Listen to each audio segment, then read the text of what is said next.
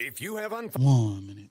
or in debt to the IRS, this is important news. Did you know the IRS has programs specifically designed to help people struggling with tax debt? Powerful tax assistance programs that can save you thousands if you qualify. No one knows these programs better than the experts at Optima Tax Relief, America's most trusted tax resolution firm, A-rated by the Better Business Bureau. Their award-winning team of tax attorneys and licensed professionals have resolved over $1 billion of tax debt for their clients. One call to Optima can start the process, helping to end your worries about wage garnishment, asset seizure, and other IRS actions. Make sure you're getting the best options to solve your tax problems. Call the experts at Optima today for a free confidential consultation. Call 800-473-9933. 800-473-9933. 800-473-9933.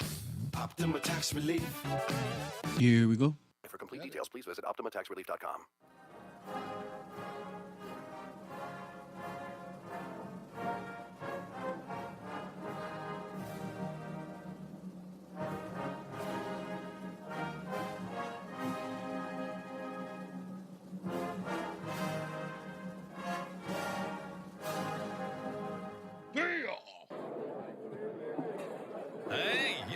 Hey, shh, calm down. The show is about to start.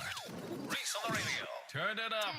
Turn it up low. Turn it up loud. It's like a dream come true. Turn on your radio. Reese on the Radio. Yo, let's get it. Due to the nature of this program, discretion does not exist. It's Reese on the Radio. Right now on WTIC News Talk 1080.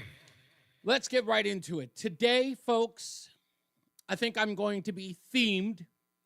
I've only got one theme today, and I think it's going to be immigration. It's not that other news isn't going to be covered here. We'll talk about that hot mic from the Easton representative. We'll talk about the hot mic issue. We'll talk about Chris Murphy.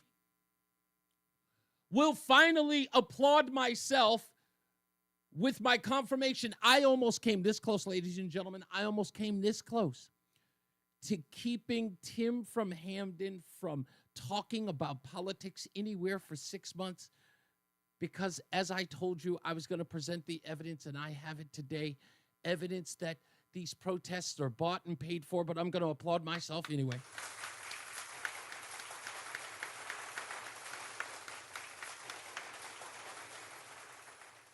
Stupidest thing that I've read today, still trying to understand it. Someone's going to have to explain it to me.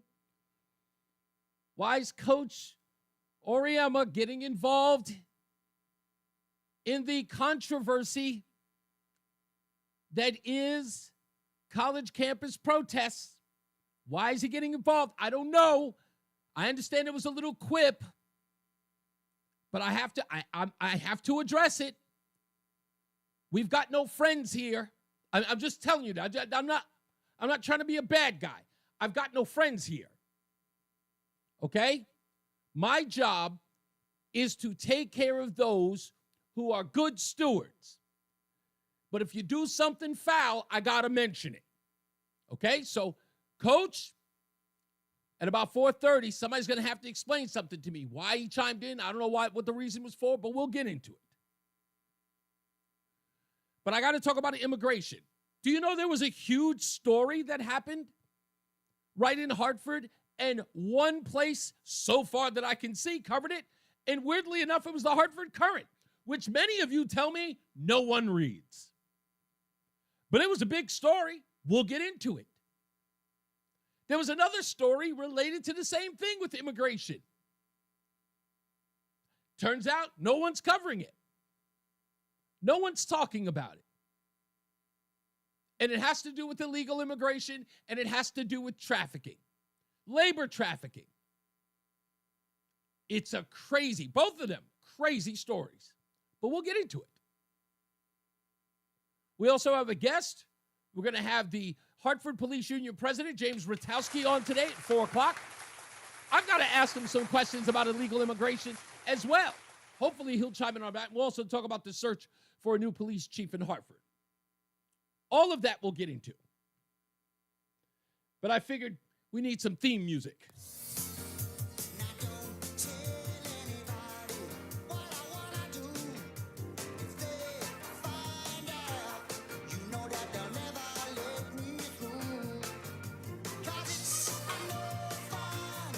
being an illegal alien.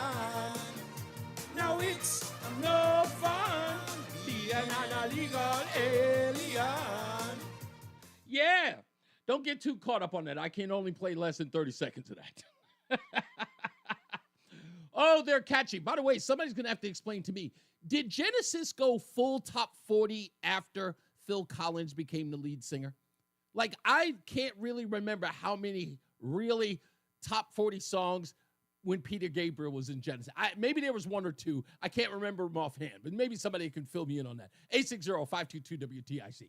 That was Genesis, for those of you who didn't know, or you couldn't make that association. Illegal Alien. Pretty good music video, too. A Mexican national residing in Hartford has been sentenced to over 4 years in prison. 4.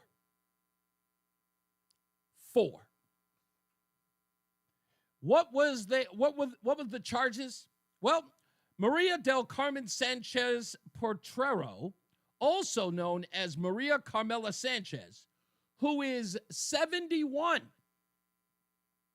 a citizen of Mexico last residing in Hartford, was sentenced on Friday by U.S. District Judge Kari Dooley in Bridgeport to just over 4 years in prison, according to the U.S. Attorney's Office for the District of Connecticut. Justice Department officials say that she was involved in a scheme to smuggle aliens into the U.S., harbor them at the Hartford area residences, force them to work, and threaten to harm them in various ways if they failed to pay exorbitant fees, interest, and other living expenses.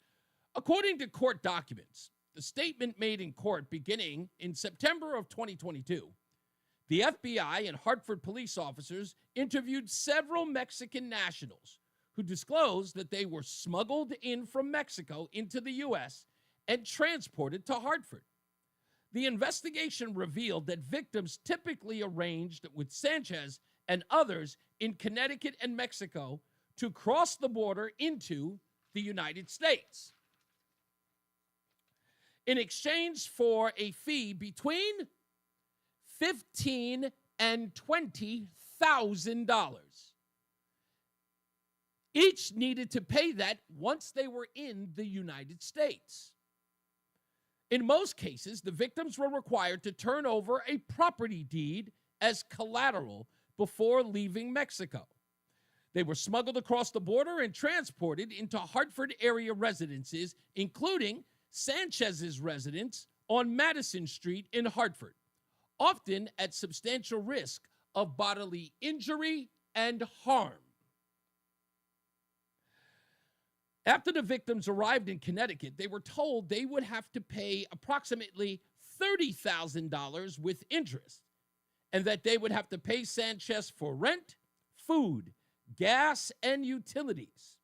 Sanchez and her co-conspirators created false documents for the victims, including permanent residence cards and Social Security cards.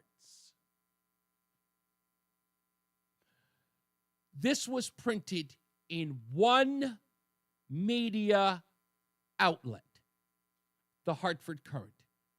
Nowhere else did it show up. Unless somebody else shows it to me, this was all I could find. This story, which was published on, what was the date of this? Did I get rid of the date?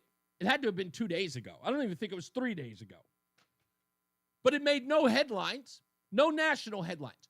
A 71-year-old woman. Now, she had cohorts. For some odd reason, those individuals are missing from the article.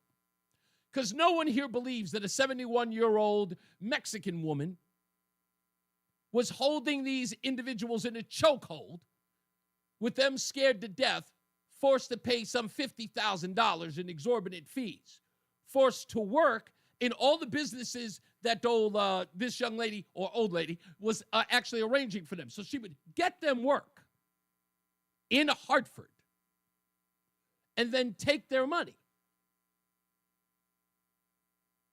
That's what was going on here.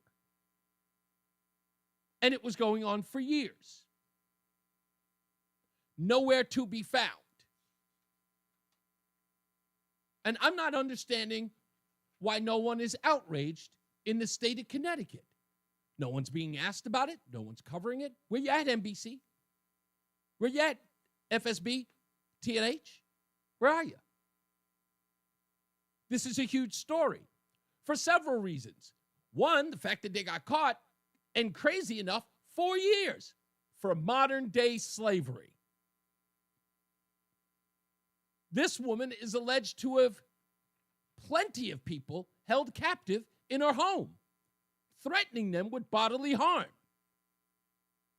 This isn't kidnapping. How many years is Sullivan facing for kidnapping her stepson, Seth? Anybody want to know? Anybody even ask? Nobody's even talking about that. How many years is she facing? 20? 30?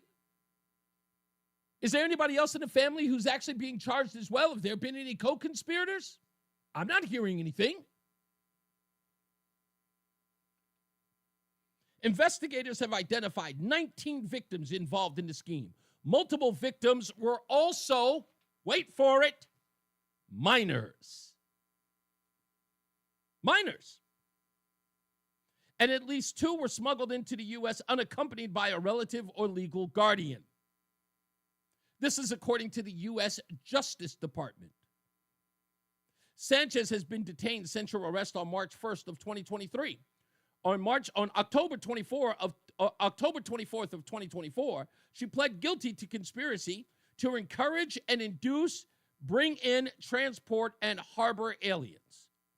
The court ordered Sanchez to pay restitution of $574,000. Sanchez faces immigration proceedings when she completes her prison term, which means she'll never have to pay and she'll just be sent back to Mexico. All, of course, to probably enter again and run the same scheme. Now, again, hear me out. For the left, you're probably going to think I'm reaching here. But hold on to your silly little hats. Every police officer in Connecticut was held to account by the actions of Derek Chauvin, according to the governor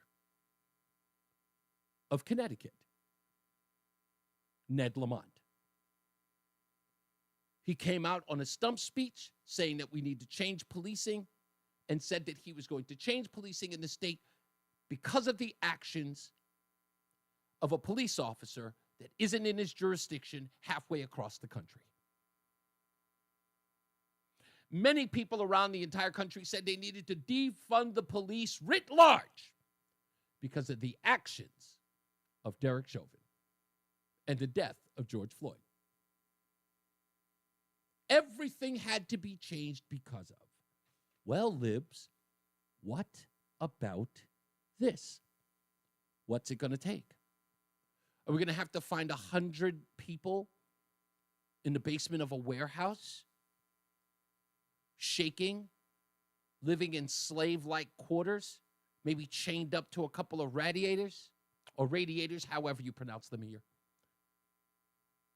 Is that what it's going to take before everyone decides that we have to do some sort of reform on illegal immigration? Folks, this is not a one-off. This isn't a one-off. Human smuggling suspect to be transferred to Connecticut jail for dialysis treatments.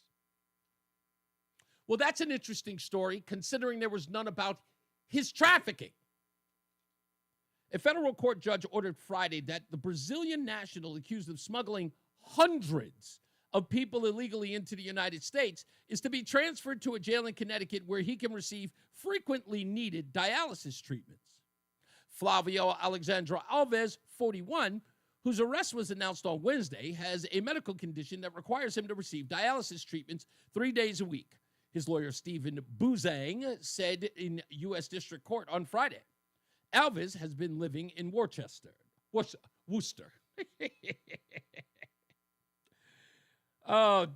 Judge David H. Hennessy entered a voluntary order of detention for Alvarez on his behalf for him to be transferred out of the detention facility in Rhode Island. What did Alvarez do? Well, he's facing charges of conspiracy to bring aliens and transport aliens within the United States in violation of the law between May of 2021 and August of 2022. According to a news release from the Office of the U.S. Attorney General, Leah B. Foley of Massachusetts, Alvarez is alleged to have coordinated with others in Brazil and Mexico to transport Brazilian nationals across the U.S.-Mexico border for financial gain, laundering the proceeds to allegedly purchasing more than 100 airline tickets to Boston, Pittsburgh, Philadelphia, and Harrisonburg, Pennsylvania. The Brazilians, who had encountered U.S. Custom and Border Protection personnel near the border, also allegedly sent hundreds of thousands of dollars to help people illegally enter the United States. Alvarez had previously been convicted of human smuggling offenses in California in 2004 and was subsequently deported to Brazil in 2005. He allegedly re-entered the United States and has been living in the country without immigration status, according to the release. What do you think they're doing? What do you think they're doing? And everyone says, these people just want to live in peace. They're not committing any crimes. They're just like you and me. They're our friends and neighbors trying to get on with life. I ask you, nutmeggers, any one of you being held at gunpoint to pay $50,000 to stay in the country? Are you anything like these people who are being extorted? By their own folks, I might add. This guy is a Brazilian bringing in Brazilian nationals into the country and extorting them, holding their legal papers up and saying, you better get to working. You better get to cutting me a check. You better give me all of your money or I'm going to tell immigration. And these politicians sit around and say, no, there's nothing going on. It's all above board. I've got more. I'm not done. I'm nowhere near done. Donald says human smuggling is common among different nationalities. I hope that's not an excuse, Donald. I hope that you're not telling me that that's acceptable, that because other countries do it, then what's the big deal? Libya still has a slave trade. They actually have a slave trade. Like they put them on the auction block and sell Africans in Libya. With all due respect, Donald, you okay with that? I mean, it's been happening there for generations. Isn't that okay? I mean, it's their custom. Huh? How about the Uyghurs in China who are sterilized? So they don't repopulate and put in labor camps in China. But they've been doing that forever in China. It's China. That's their way. To be honest, I don't give a damn if it's their way. They don't come to our country to do their thing. We don't do slavery here anymore, right? I don't give a damn if they're bringing their culture here. They ain't bringing that. There's a whole lot more when I return. So stick around. We'll get to that. And, of course, as I mentioned, we've got police union president James Rutowski coming in as well. We'll talk to him about a whole bunch of stuff, plus this topic when we get back. All right, so stick around. It's Reese On The Radio on NewsTalk 1080 WTIC. Connecticut hospitals care for more than just patients. They care for our workforce, creating 245,000 jobs. They care for our economy as the largest employer in Connecticut. They care for our communities, connecting residents to health screenings, nutritious food, and stable housing. And they care for our future, making healthcare accessible, equitable, and affordable. Connecticut hospitals create real change by caring for Connecticut. Learn more at caringforct.org. You know how you always want to know about everyone else's money? On the podcast, What We Spend, guests will, for 1 week, tell us everything they spend their money on. My son slammed $6 worth of blueberries in 5 minutes. And everything that makes them feel. I want to own a house. I want to have a child. But this morning, I really wanted a coffee. Because at the end of the day, money is always about more than your balance. Listen to and follow What We Spend, an Odyssey original podcast. Available now wherever you get your podcasts. Hey, it's Tom Shattuck. As you know, my good friend Phil has been on Awaken 180 weight loss for more than 2 months now, 9 weeks to be exact, and he has been losing weight every single week. Let's check in with Phil. Just got back from Awaken 180, and this past week I dropped another 6.8 pounds. That brings me to a total after 9 weeks of 52.8 pounds, and it's amazing. I spent the weekend away with some college friends, and they were amazed. They gave me a lot of crap because they were telling me I needed to get new clothes. Everything was just hanging off of me.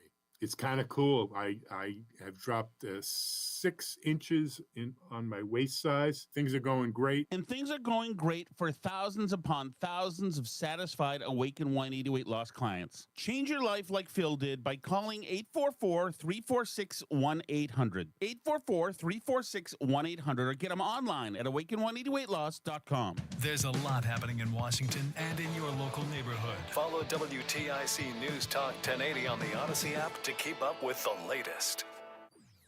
And now, a WTIC news update. 3:30, Hartford temperature 65 degrees. Good afternoon, I'm John Silva, WTIC 1080 News. Don't rule out a shower or even a thunder shower as we head towards this late afternoon and into evening. Front is approaching. That'll spark some shower activity. Should wind down by tonight. It'll be a little cooler around here tomorrow. We'll have the forecast details coming up.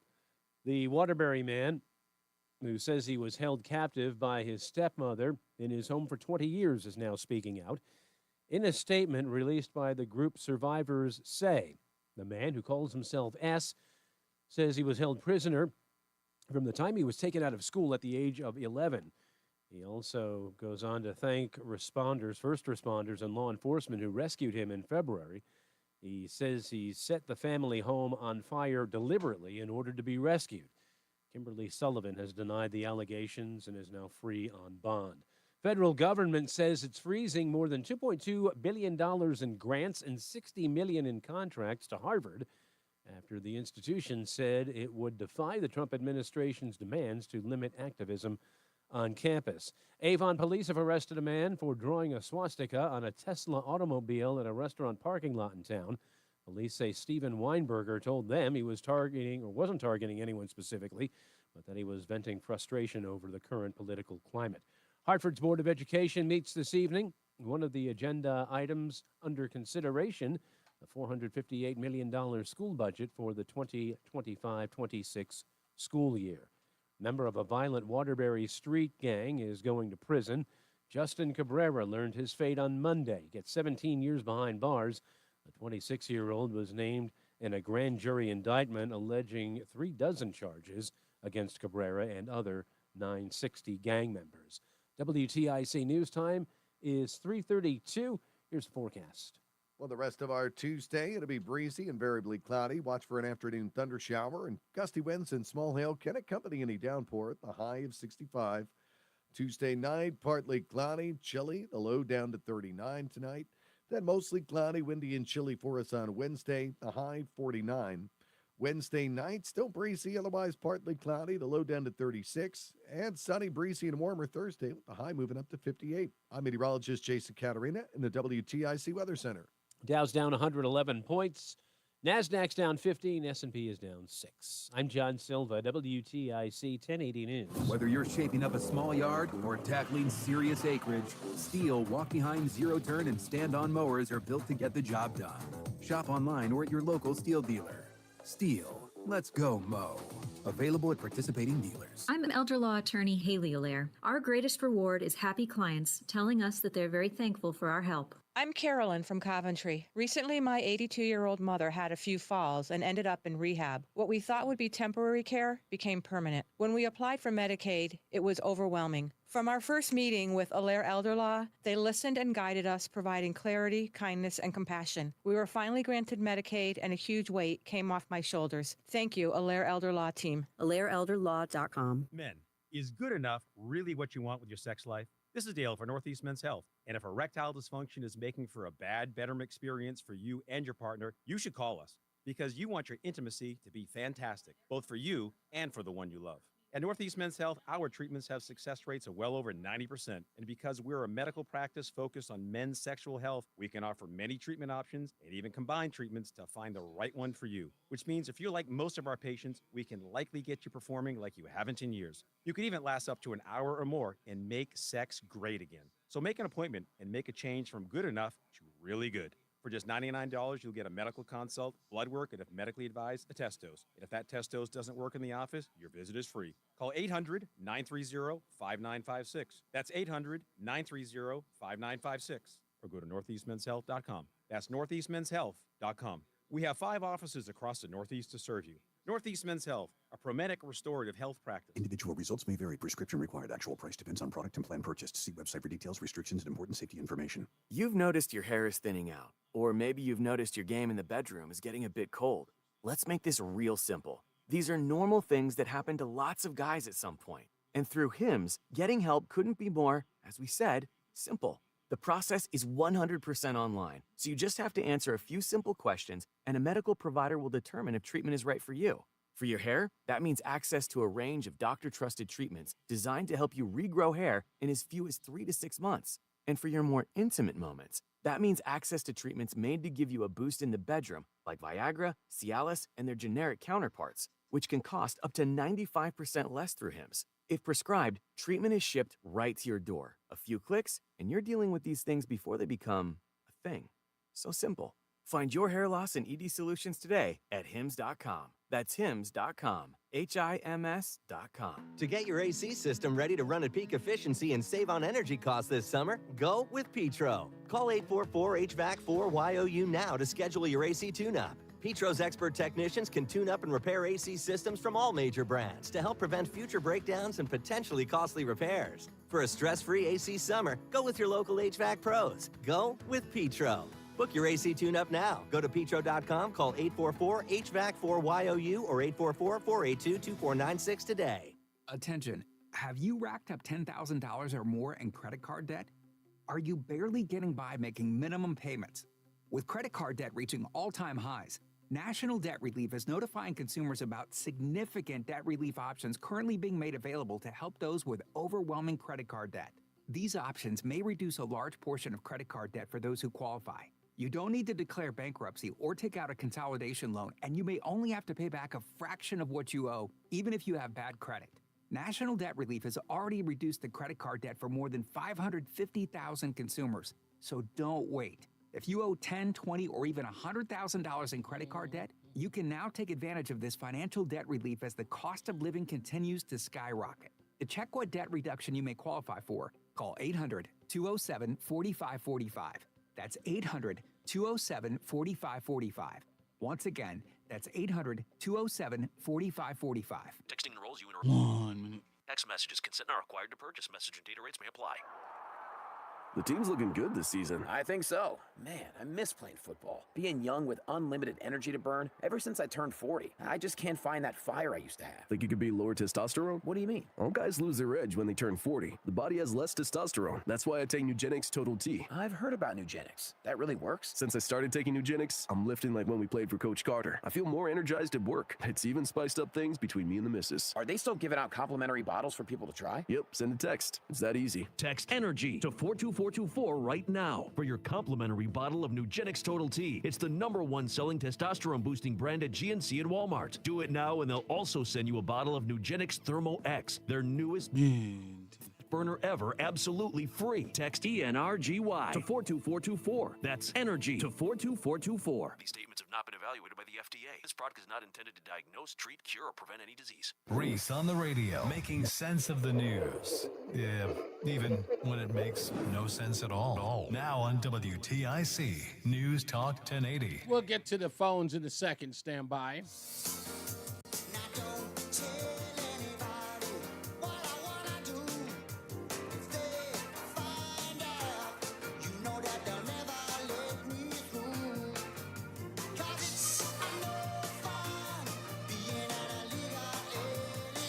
I know it ain't.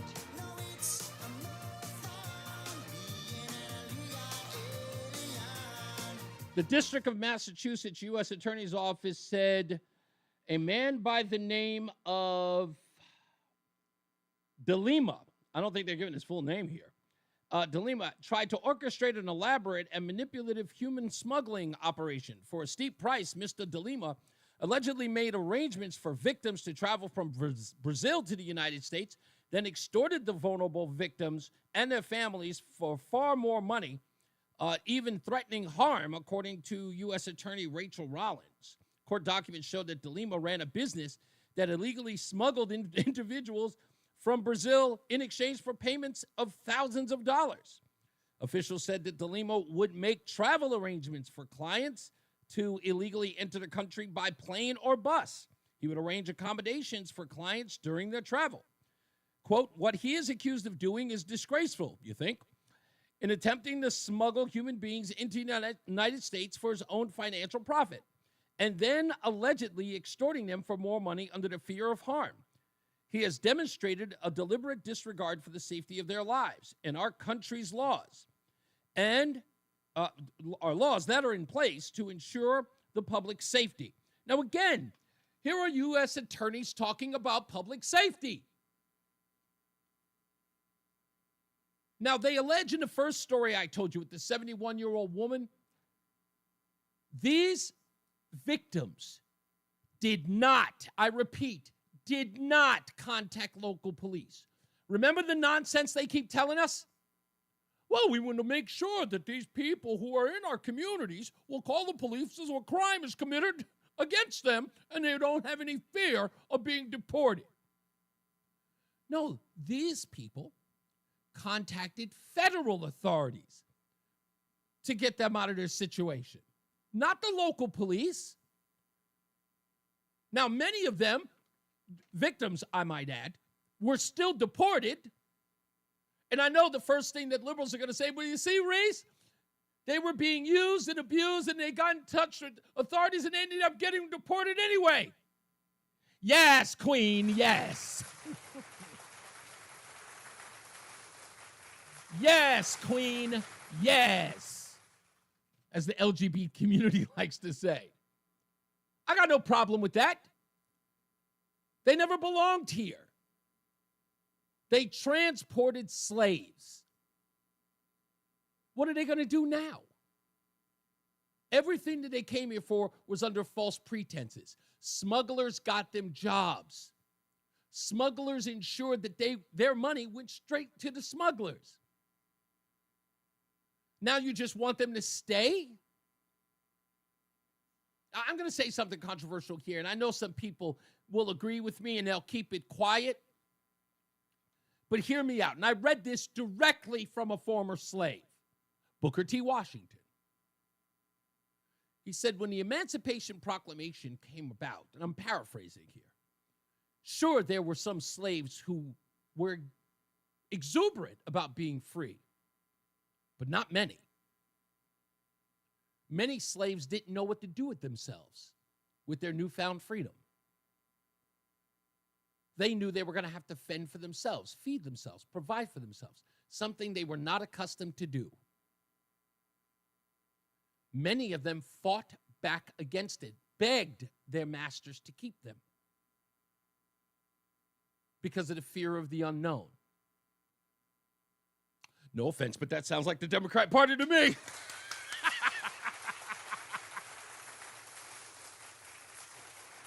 It never ends.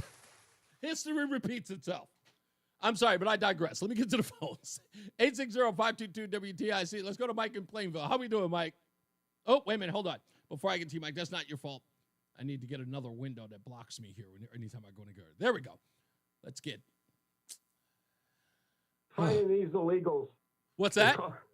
They call the federal authorities. Yeah. Looking for help. Can you believe that? I mean, come on. Yeah, I do believe it because you see it every day, and so do I. Stupidity. Yeah. Okay. Now, this is like someone impaired driving to the police station and asking them if they can use the men's room as they stumble in. It just. I don't. I'll tell you, Mike. The part that baffles me about this. This story was in one publication that I looked, because I knew the story. I knew that there was a trial going on with there were 4 individuals in this sting operation that had all of these illegals. And I knew that the case was happening in Bridgeport.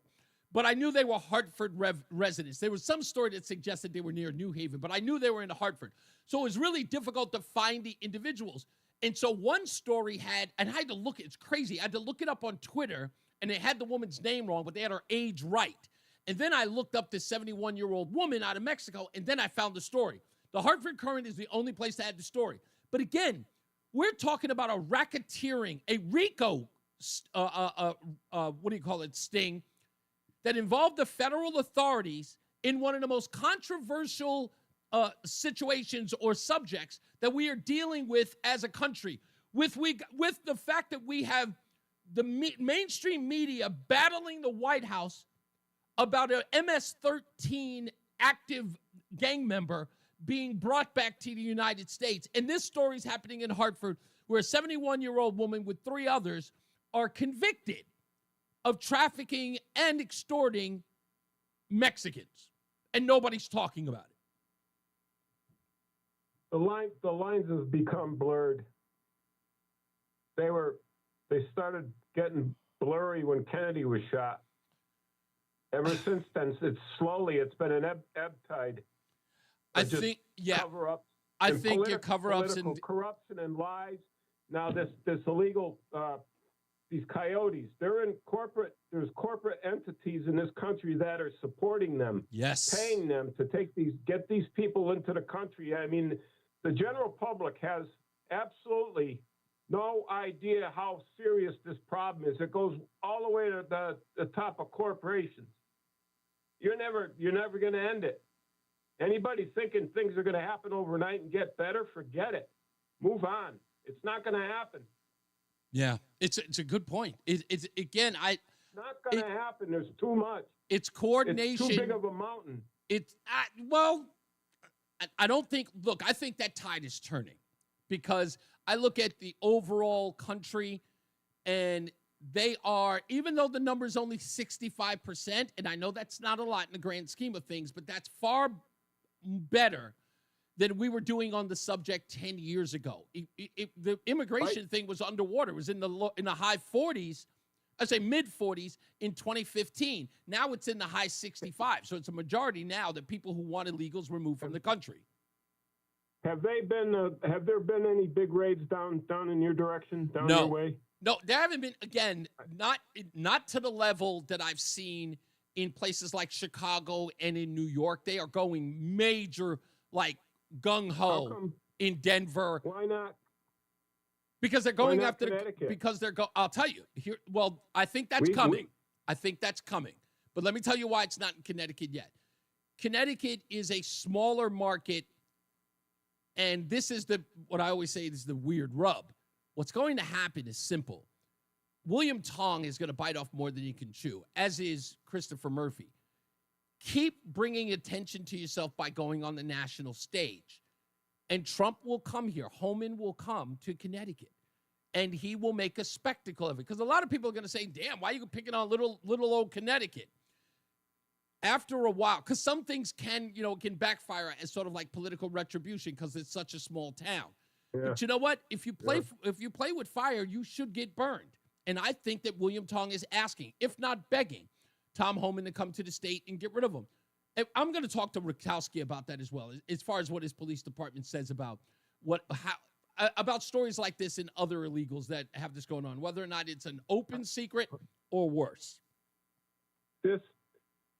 Me, along with at least 1 million residents in the state, have one question. How come these people that have been in government for so long haven't been investigated or even arrested or spoken to or publicized in a negative way, the kind of people that we are, and we know who they are and what they are because we talk about them every day?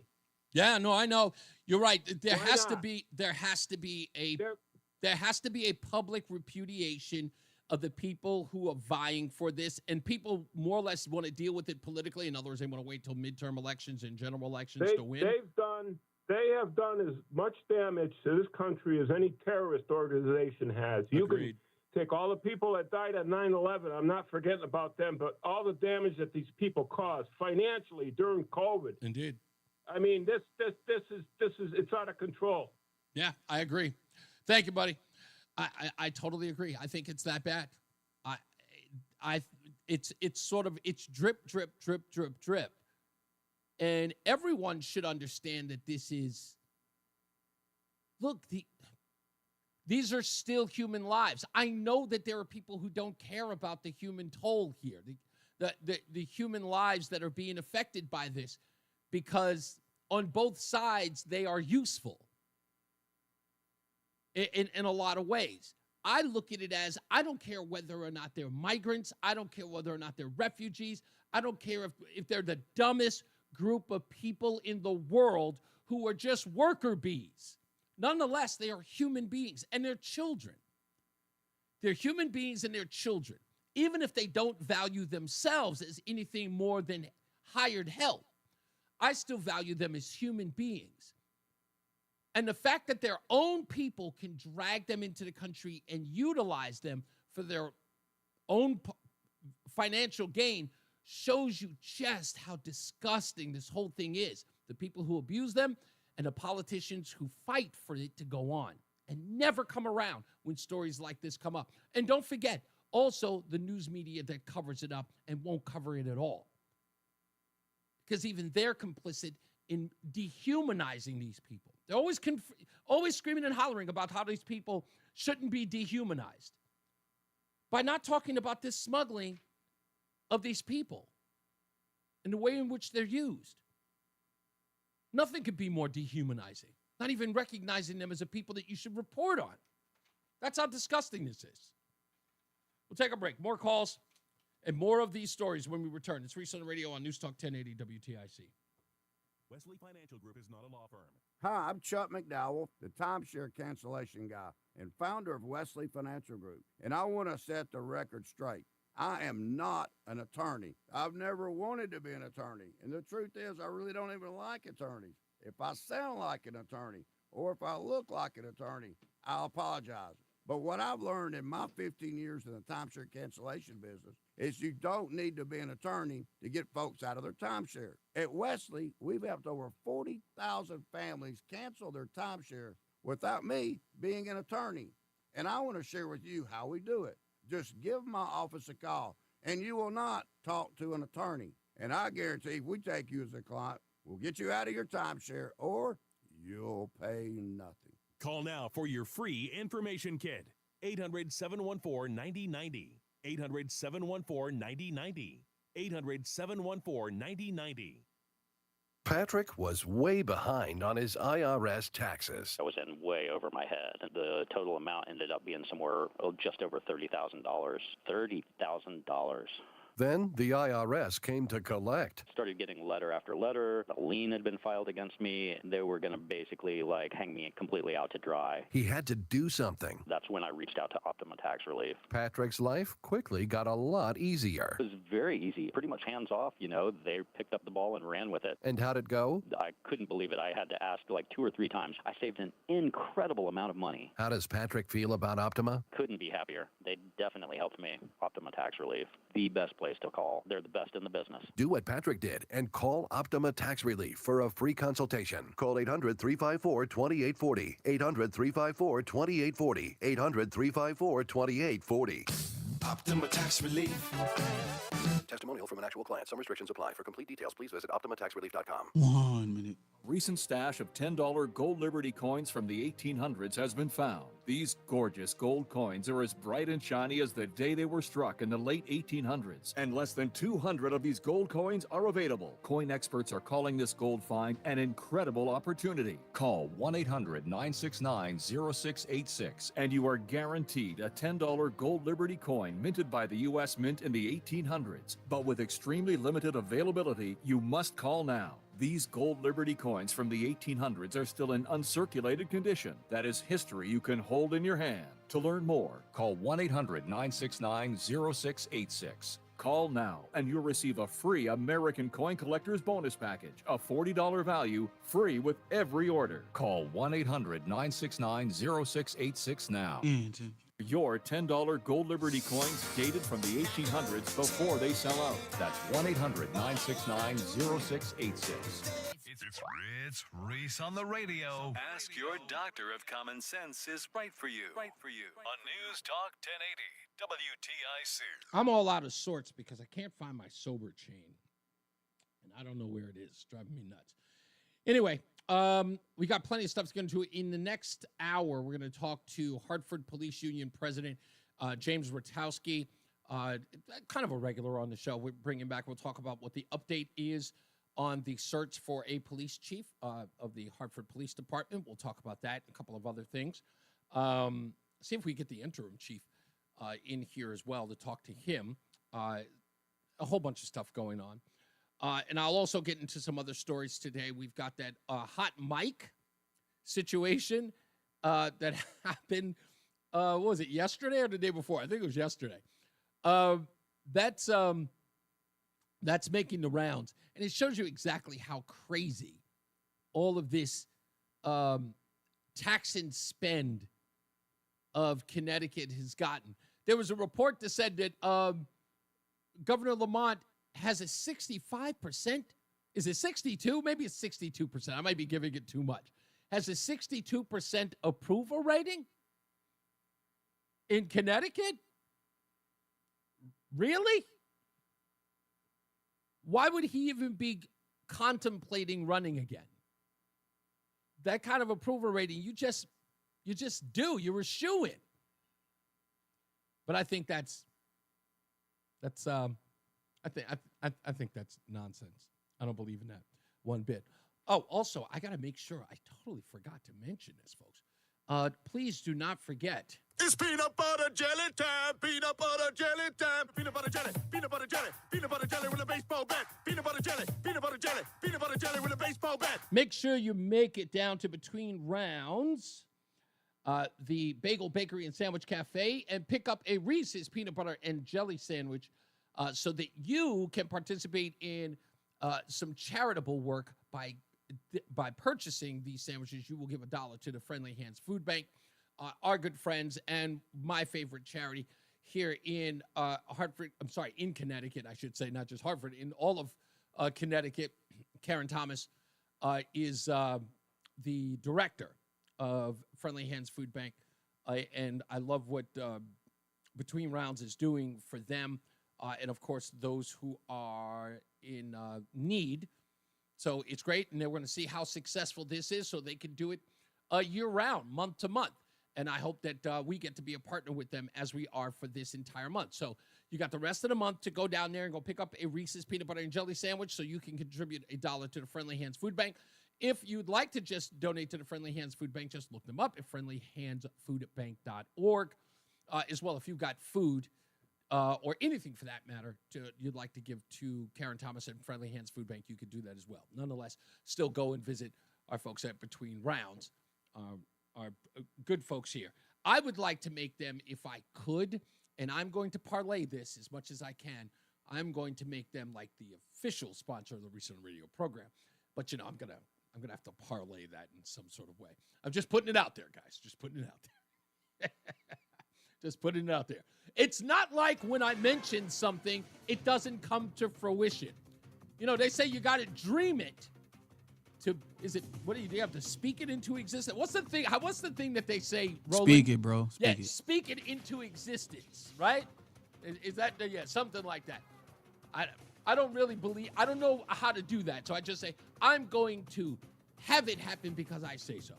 Anyway, let's see if we can speak it into existence, some good traffic and some good weather with Jason Catarinas and Mark Christopher in the BPS Traffic Center. Mark, how we doing out there on the roads? Hey, Reese, thank you very much. Good afternoon to you. Good afternoon, everyone. It looks pretty good so far. Southbound 91, just some slow traffic in Windsor. 37 down to 36, and again 33 down to 32 A and B in Hartford. Northbound 91, that looks good. Cromwell through downtown up into Windsor. Westbound 84, tapping the brakes both the bridge. 84 eastbound a little slow as you move up by 44 Prospect Oakwood, and again 46 is an avenue into the tunnel. 291, 384 looking good east of the river. 2 eastbound's okay. Glastonbury to Marlboro. 9 north and southbound okay through Middletown. Quiet Waterbury 84 and 8. 91 in the Parkway moving well toward New Haven. 95 South New Haven. Tight 46 to 44. Traffic and weather together on the 8th. WTIC News Talk 1080. WTIC weather. For the rest of our Tuesday, it'll be breezy, variably cloudy with a thunder shower in the afternoon. Gusty winds and small hail can accompany any downpour that pops up. The high of 65. Partly cloudy, it'll be chilly tonight with a low dropping down to 39. Now Wednesday, mostly cloudy, windy, going to feel chilly at times, especially in the shade with the high 49. Breezy Wednesday night, otherwise partly cloudy, still chilly with the low down to 36. Sunny, breezy, and milder Thursday, the high moving up to 58. And we continue to warm up as we make our way into the weekend. On Friday, mostly cloudy, turning breezy in the afternoon. There'll be a shower in spots, but the high moving up to 63. If you're headed out Friday night, a brief shower or two, the low down to 48. Then Saturday, cloudy, breezy, warmer though, with a couple of showers around. But the high jumping up to 77 for the day for us on Saturday. I'm meteorologist Jason Catarina in the WTIC Weather Center.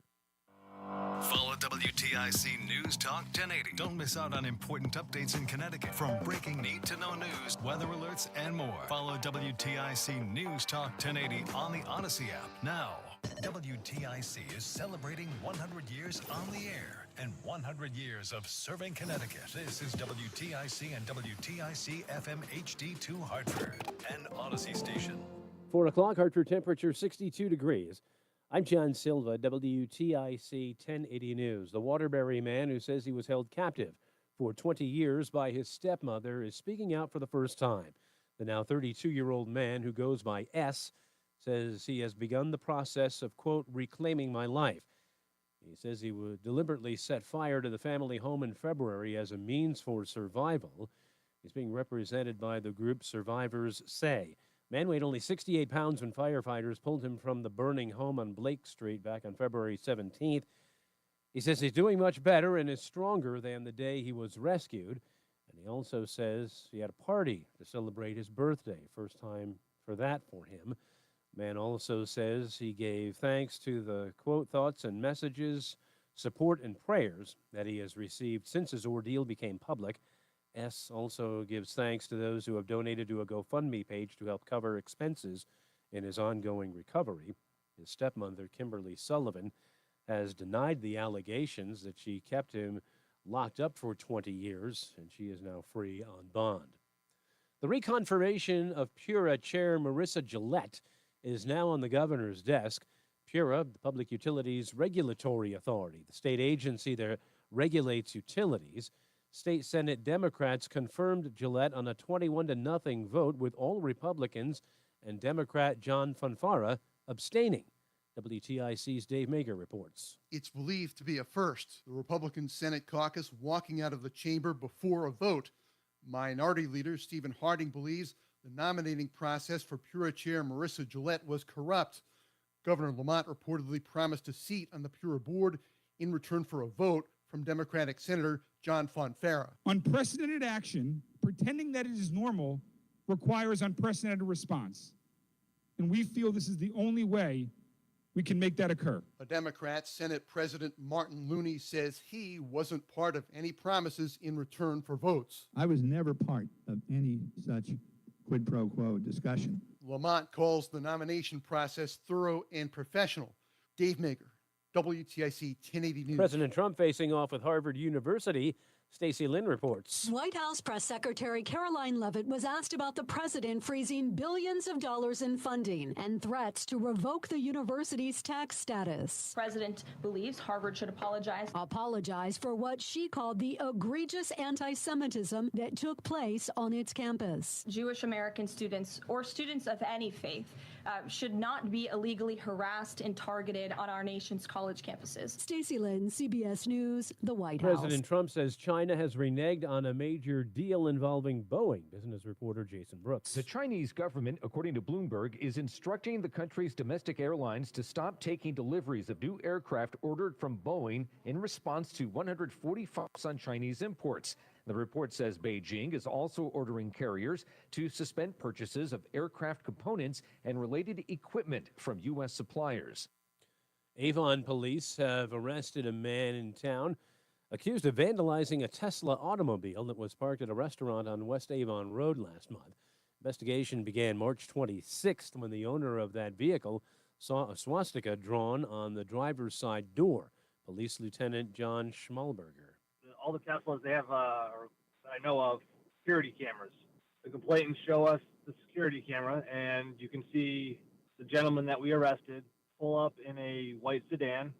You can see him approach the vehicle, pull a black Sharpie marker out of his pocket, and then you can see him start to draw on the car. And now 40-year-old Stephen Weinberger is facing charges of criminal mischief and breach of peace. Says he wasn't targeting anyone, rather he drew the image out of frustration with what he says is the current political climate. Closing bell report sponsored by Bouvier Insurance. Dow down 155 points, NASDAQ down 8, S&P down 9. For these stories and more, go to WTIC.com. I'm John Silva, WTIC 1080 News. The law firm of Brown, Payne, Dearest & Scott understands that divorce can... and the decisions you make today will impact your life forever. Divorce is complicated. There's a lot at stake when considering your future. At Brown, Payne, Dearest & Scott, our team of family attorneys have over 100 years of combined experience and understand every family law case is different. At BPS Lawyers, you get more than a lawyer, you get a full-service law firm. Call us at 860-CALL-BPS. or visit bpslawyers.com. Katie Bissonette is responsible for the content of this ad. Slow? Clogged? Backed up? Don't worry. ALO Home Services has you covered. For only $93, our technician will clear any drain in your home. And if it can't be cleared, it's free. Call for details. Licensed for safety. P102776888. Yeah, Tim. 01465 E1185643 S3308699 HIC 628926 SM 3004646 It's peanut butter jelly time, peanut butter jelly time, peanut butter jelly, peanut butter jelly, peanut butter jelly. And don't say we didn't warn you on News Talk 1080 WTIC. I got to remember to cut off my clips when I go to break. Anyway, we're back. It's Reese on the Radio. Top of the hour. We've got plenty of news and plenty of views for you. Coming up on the program, we're going to be talking to the Hartford Police, president of the Hartford Police Union, James Rutowski, is going to be joining us. We'll talk about what's going on the search to get a new chief of police, or chief of police in Hartford, how that process is going, if we've made any inroads, how the morale is going. We'll get into some of that. I'll ask him some other questions, of course, about our topic of the day. With regards immigration. Also at 4:30, the stupidest thing I read today that involves Coach Gino Auriemma. And you heard the top of the hour with this thing going on with Harvard, and a couple of other schools that, like Columbia, are doing. I don't understand why anybody's getting involved in this and then ending up on the wrong side. So we'll talk about that as well, because a lot of that has to deal with some immigration issues and people who are in the country under visas who are quite disrespectful to the country. I was reading today before the show what you're allowed to do in other countries that would be contrary to what you're allowed to do in the United States. And Mexico was one of the countries I went to, and Saudi Arabia was one. And I found all of these crazy things. And the objective was for me to look up, it's like, name some things you could do in this country that you can't do in this country that you can do in the United States. And the list in some countries are, that makes sense. Some things are beyond the pale. They are. They're just beyond the pale. And if you knew that, you would just go, no wonder they come here in this country and they do that nonsense, because they can. Some people, and I'll just say this real quick, some people look at the freedoms of the United States not as liberation, but as an affront and as something to abuse. That's all I'm saying. A lot of these college campuses are taking part of that. We'll talk about that in a little bit as well. All right? Anyway, before we get to James Rutowski, let's get some weather and traffic. Jason Caterina's got your weather, and Mark Christopher is in the BPS Traffic Center. Hey, bud. All right, Reese, thank you very much. Well, if you're 91 southbound, look for delays from exit 34 down to 32 A and B. Northbound side of 91 moving well, Cromwell up into Windsor. 84 eastbound, some slow traffic, 48 Capitol Avenue into the tunnel. Westbound 84, that looks real good, burning out into Farmington. 291 through 84, okay, east of the river. 2 eastbound moving well, Glastonbury into Marlboro. 9 northbound, a little slow at the Aragoni Bridge in Middletown. Waterbury downtown looks real good, 84 and 8. And 95 South New Haven, a little slow, 46 down to 44 in New Haven. Traffic and weather together on the 8's WTIC News Talk 1080. WTIC weather. Well, heads up, we got some showers out around portions of the region as we head through. It is very mild for us, and as we continue through the rest of the evening here, we are going to continue to deal with a bit of showers as spots, mostly early during the evening hours, then partly cloudy and windy overnight, the low dropping down to 39. Mostly cloudy, windy, chilly feeling day for us on Wednesday with the high only 48. Then still breezy in the evening, partly cloudy, a cold night for us down to 37. Thursday, sunny, breezy, milder, the high up to 58. That warming trend will continue right into the weekend. Mostly cloudy, breezy in the afternoon Friday. A shower in spots, so maybe want to take an umbrella, but the high up to 63. Saturday, even with a couple of showers, cloudy, breezy, and much warmer, the high jumping up to 77. Partly sunny, breezy, and cooler on Sunday. With the high of 60. Right now, 64 in Waterbury, 68 in Danbury, 62 in New Haven, and 66 in Hartford. I'm meteorologist Jason Caterina in the WTIC Weather Center. Frankie Valli and the Four Seasons, the last encores. August 2nd at Mohegan Sun Arena. Get tickets Friday, 10 a.m. at Ticketmaster.com. At Columbia Dental, we love to make kids smile. Our expert pediatric dentists specialize in children's dental care, making every visit fun and comfortable. Open 7 days a week. Call 860-645-0111 or visit columbiadental.com. It's the Peter L. Brown Company's 65th anniversary. For a limited time, purchase high-performance double-pane windows from the Peter L. Brown Company and get an upgrade to super-efficient triple-pane glass at no additional charge. For a free estimate, please visit peterlbrown.com. I'm Rick Julius, a partner at Cordell & Cordell. For over 3 decades, Cordell & Cordell has been on the front lines of family law. Divorce is more than just a legal process. It's a life-changing event that can impact your future, finances, and your relationship with your children. You've worked hard to build a life that you're proud of, and you deserve a legal partner who will work just as hard to protect it. Schedule an appointment with one of Cordell & Cordell's Hartford area attorneys. Phyllis McCutcheon, licensed in Connecticut. Online at CordellCordell.com. The following heartwarming yet informative to you by Trust and Will. Son, your grandpa and I used to work on this car together, and when I'm gone, I want you to have it. Wow. Thanks, Dad. Doesn't count. What you need is a will. Luckily, Trust and Will makes it easy. Designed by attorneys, but customized by you, you can easily create a state-specific, legally valid document that actually counts. Now, let's let the engine do the talking, am I right? Start your will at trustandwill.com. Use offer code COUNT for 20% off and make it count. Trust and Will is an online estate planning service. For details, see trustandwill.com. Seems everything costs more these days. Gas, groceries, and when's the last time you checked your wireless bill? When it comes to big wireless, if you're staying, you may be overpaying. Switch to Consumer Cellular to get the same fast nationwide coverage without the big wireless bill. Plans start at just $20 a month, and now for a limited time, new customers can get their second month free. Call 1 at a store near you or consumercellular.com and start saving today. Plans include $5 credit for auto pay and e-billing. Taxes, fees, and other third-party charges will apply. See website for additional details. President of the Chris Murphy Fan Club, Reese on the Radio on News Talk 1080 WTIC. All right, we're about to have James Rutowski, the president of the Hartford Police Union, on. I just got this great message that I'm not going to say who wrote it because they're a friend. I'm not trying to put them out there like that. But he brings up a good point, and I actually had a situation that's very similar to what he's trying to warn me of. But I'll get into that in a little bit. I don't want to take away from our guest who's on the line. Again, Hartford Union President James Rutowski is on the line. How are we doing, sir? Outstanding, Reese. How are you doing today? I am great. I'm great. Great to have you back.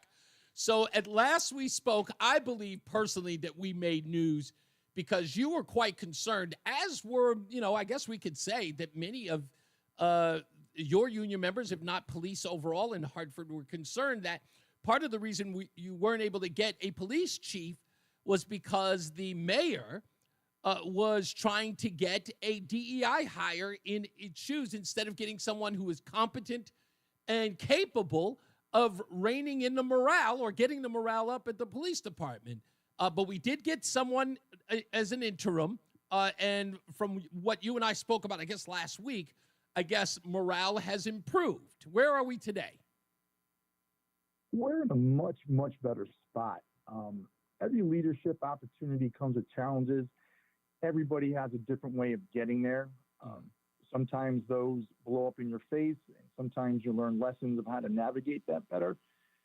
And our interim chief Ravella right now has stabilized our department and put us in a direction is much better than we were. Much, much better. And again, I'd like to thank the mayor. I think the governor had a hand in this too, making sure that the Capital City Police Department leveled off itself. And we're going in the right direction right now. What are we, or do we have any candidates? Because I've heard no real mention of it, but are we back at the process of seeing candidates? Have any candidates been made public? Has anything been made public about people that were vetting, because I know there was a lack of vetting in the last time, but are we seeing anything that can be said or that you can reveal publicly on candidates? Are there 2? Are there 4? Is there 1? I don't know if there's any candidates right now. I know they've opened up the process. I think right now everybody's just taking a breath and gathering themselves before they proceed forward into the endeavor of making sure that whoever we select going forward is the right fit for the city, the community, and the department. Who's making some of the decisions as far as like recommendations? And I remember talking to you last, one of the key things you and I talked about, and I think why I had so many hangups as you did, was we weren't going within the department to pull them up. In other words, because I think that's a boost to morale as well. Grabbing somebody in the ranks in the Hartford Police Department and moving them up the ranks, therefore giving other police officers that vision. We always talk about them being able to see themselves in that position. If we pulled somebody up from the rank, other officers would aspire to do such. I believe so. I believe we have a couple of really good candidates in the department. I honestly hope that they apply because I think they have the qualifications and leadership skills that we need going forward to stabilize, again, the department and make sure that we're connected to the community and fit the agenda of what the city needs to go forward. How long is the interim chief going to stay in place? Do we know that? I know per our city charter, he's going to be here 6 months. Okay. I think what would be a prudent step going forward is maybe select our chief and then have him there for maybe, and again, it depends on Chief Ravella's mindset of what he wants to accomplish and where he has to be and what he wants to do. Maybe train, mentor, and guide, the new chief for a couple months, put him in the position of who are the players, in the community, within City Hall, within the department, and give them a really good overview. So they're not behind, because any job that you walk into, especially one like this, you're going to sit down there and you're going to have to do an evaluation period. If that evaluation period can be shortened and we can get the new chief up to speed a little faster so the community can have better service, I think that would be a very prudent plan. Even the morale, although you say the morale has picked up since Ravella's joined, what is the city of Hartford? How is that? Has there been any impact on the city of Hartford as well? Has it become more dangerous? Is crime still low? Does the community feel like they're being well protected in that regard? Like, what's the feedback from the community? Do they feel like something is actually structurally happening inside the police department? I believe that they do. Okay. And I think a good indication of that is, look at today's Hartford Current. I mean, Justin's a good writer, and we have the title of the homicide, the two perpetrators being arrested. But I look at that and go, is there a better way to write that for the community? Right. Instead of, weapons and 14-year-olds, how about, swift justice or lightning strikes in incredible time, and the Hartford Police Department keeps the community safe? Yeah. Because we've had a lot of those incidents in the last month where we've really done outstanding work. And look at, we solved the homicide within hours. Yeah. That's incredible. Yeah. It's a good point. Like Officer Diaz, like how, and that's what I'm saying. Sometimes you look at where we are in the morale level.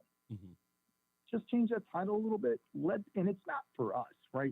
I don't need us walking around patting each other on the back, but to let the community know, like right off the rip on the front page of the Current, within hours, yeah, the community was safer. Yeah, what a great message. Yeah, it is. What's where are you at now as the union pres and with the whole thing? So it seems like you're satisfied at least with having Rebel there, that the process is going on. You said you thanked the mayor. You were a little at odds with him a couple of months ago. But it seems like you guys are back on good standing, or you guys are working it out. Where are you together in all of this?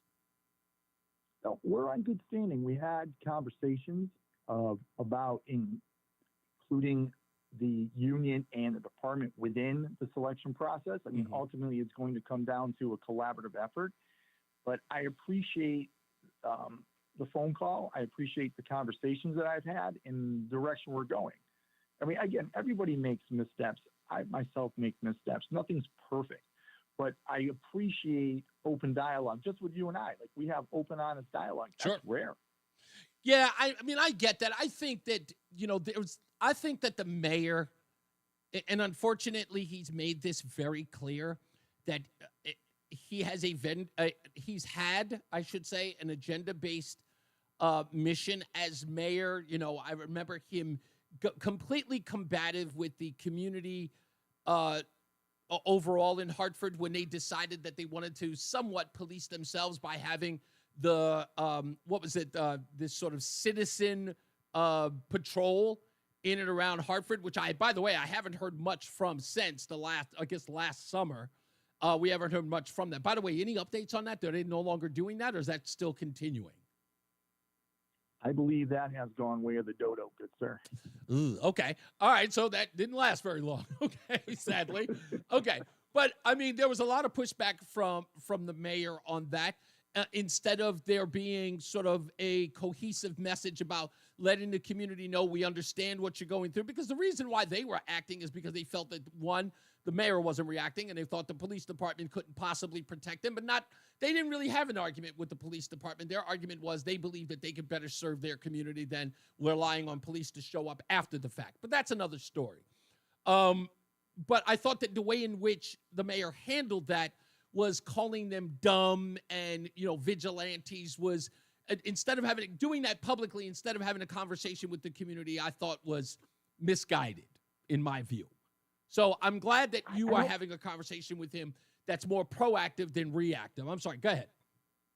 No, I don't know if he had private conversations with those parties, but looking at it from a police perspective, walking around with people in the community that are armed is just dangerous. I mean, no one's walking around with, a jacket that says good guy, bad guy. I mean, if we're getting dispatched to a gun battle and there are people shooting at each other, how in God's good green earth are we to determine who's who? Like that, there's better ways within the community to protect each other than walk around with a firearm and put yourself at risk. I understand that, but you know what? You and I can have a longer conversation about this, because to be honest with you, I think there's a remedy to that, but that's another story. That's another story. And like I said, I can get it. Trust me, because there's some things about that community, that community sort of watchdog group, or whatever they were called, that particular group, there are ways in which they can work with police. And I hear you on the gun battle thing. If police are arriving, they just see a bunch of people shooting each other. Who knows who the good guys and the bad guys are? There's ways to remedy that, but that's another story. Let's get to this, because before you go, I wanted to ask about, by the way, was there anything that I missed that you wanted to address that I didn't get to? Because I do have a question about today's theme. No, listen, I greatly appreciate the opportunity, because so often we have our conversations, it's in a negative context. Correct. I wanted to show my appreciation for you for giving me a forum, to having that conversation, and then to be able to come back on again and just talk to you and say thank you and appreciate everything that you did for us in that time period. Oh, no, forget about it. That's easy. Look, I'm a strong supporter. You guys, look, I wasn't here a couple of weeks, and the Hartford Police Department, we had a guy who was a 61-year-old guy who was sleeping in the staircase. That was a part of a cover story on the Hartford Current. And I knew no one in the Hartford Police Department. They called the station and said, tell Reese we're looking for the guy. And the police department went out and found the guy and put him in a facility that day.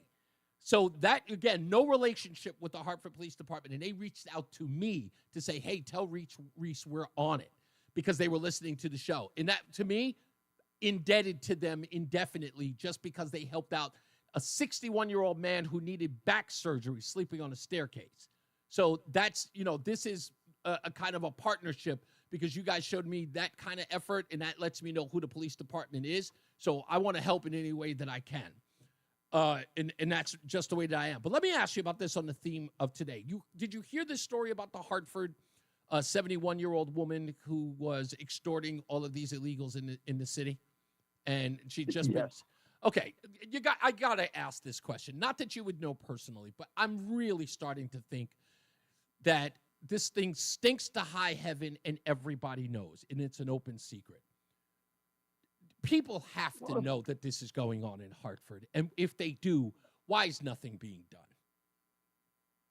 Yeah, so it comes down to, again, you look at sex trafficking, you look at juvenile sex trafficking, you look at all the illegal immigrants coming over the border, and they want to, look at when Biden was there and said, oh, the border, we can't shut it down, and Trump comes in and shuts it down. But part of the thing that bothered me the most when they were up there and pontificating of the open border, look how many children came over that border. Do you think that child sex trade wasn't part of that? Yeah.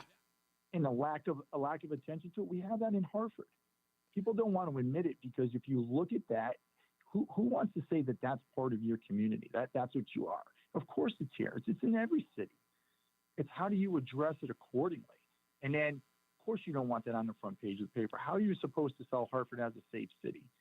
Or, we're friendly in a sanctuary city, and you're wait a minute, you have a sanctuary city and you're protecting people that are breaking the law? Yeah, to a large degree. That's an awful that's an awful message. The part about this, Rotowski, the part that drove me crazy was, according to this story that was going on with these people, these victims were spending 2 years having to deal with this, taking their wages had their wages taken from them. They had to clean the house. They were living on dirty floors. Children were involved. The crazy part about this was, here's the thing, this should blow your mind. We get told by politicians over and over again that we want to make our sanctuary city available for these illegals to contact the police if they are being abused or disabused. Or abused or sex trafficked or whatever. These people called the federal government, not the local. They didn't call the police department. They called the federal government. That's insane. I can't expect you to have an answer for that. But doesn't this sort of fly in the face of... I'm sorry. I don't have an answer for it, but I'll look at the typical mindset of a victim. It's very difficult to get someone to step forward and make that complaint. Look at children that are abused. You can go through so many different levels of that victimhood, and people having the courage to step up and say something years and years. And you can say, oh, we're a sanctuary city, but you're in a country, you don't speak the language, you don't really know how to navigate it. You were probably told by your coyote handlers that if you say anything, you're going to get deported. Right. And imagine where they came from. So if you're living in those conditions, and I'm not saying that you find that acceptable as a person doing it, but where did they come from where they said, you know, something, these conditions are still better than from where I was? Yeah. That's awful. Do you think the police, That's even if they do recognize it, do you think they kind of look the other way because of politics, or do they not want to be ahead of their skis and find out that it's not happening, so they just respond to crime rather than react to it, if you get my meaning? Well, that's a great question we should be going and asking our legislators. Yeah. Because right now, they're trying to push through, I think it's House Bill 7212. Yes. Where they're trying to circumvent the supremacy clause and go, hey, and you're using your immigration, not status, or they're trying to use words to circumvent the supremacy clause so they can pass a law in Connecticut to say, hey, the police can't ask those questions. Yeah. You can't inquire about that. Yeah. So what are we really trying to, are we really trying to protect our community from bad actors? Nope. Are we really trying to get the people that are here that want to be citizens, the services they need, by saying, hey, look at what the police are in essential. We don't really solve problems. I got to go to a break, James, but thank you as always, sir, for joining in. And I'm glad things are working out. Please inform us immediately. You have my telephone number. Let us know how the process is going and if anything changes, okay? Absolutely, Reese. Take care. You got it, buddy.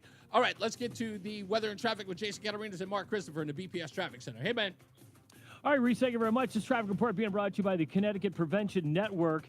And if you're heading into Hartford right now, southbound 91 delays 34 down at 32 A and B. A little slow again down by exit 28. If you're northbound 91, that's moving well. Cromwell through downtown up in Windsor. Westbound 84 slows approaching the Bulkley Bridge of 47 Sigourney. 84 eastbound, you've got delays 46 Sisson Avenue down to the Bulkley.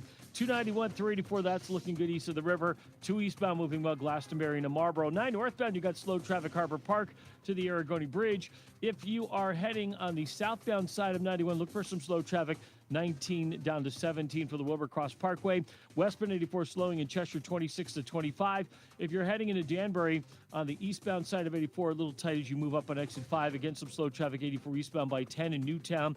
Northbound Parkway, some slow traffic moving up on 59 in New Haven. And 95 southbound, you've got slow traffic 46 down to 44 in New Haven. Did you know that Connecticut has regional suicide advisory boards that help to eliminate suicide by focusing on prevention and post-vention response? Visit preventsuicidect.org to learn more. And if you or someone you know needs support, call or text 988. Amplify our mental health. Traffic and weather together on the 8th WTIC News Talk 1080. And now, a WTIC news update. 4:30, good afternoon. I'm John Silva, WTIC 1080 News. We have cloudy skies, 62 degrees in Hartford, chance of a couple of thunder showers perhaps with temperatures beginning to fall. Maybe a shower tonight in the upper 30s and mainly cloudy skies, cooler tomorrow and breezy as well, temperatures in the upper 40s. Saying he's in the process of reclaiming his life. The Waterbury man alleged to have been held captive at the hands of his stepmother for 20 years is now speaking out. He goes by S these days and says he's getting stronger than the night firefighters pulled him out of the house that he had set fire to in order to be rescued. In a statement released by the group Survivors Say, the man says he is beyond grateful for the care he has received to this point. Stepmother Kimberly Sullivan has denied the allegations. Republican state senators walked out of a reconfirmation vote in the upper chamber for Marissa Gillette today as chair of PURA, the state's Public Utilities Regulatory Authority. They cite corruption concerning the governor's reported deal to advance her out of committee, with the Democratic State Senator John Fanfara to be put on the PURA board for his yes vote. Final vote today was 21-0. Man's under arrest after Avon police say he scrawled a swastika on a Tesla automobile parked at a town restaurant parking lot. Police say Stephen Weinberger told them he was tired of the current political climate. Federal judge in Maryland expected to question members of the Trump administration about its continued refusal to retrieve Kilmar Abrego Garcia from an El Salvador prison after the Supreme Court ordered the administration to facilitate his release.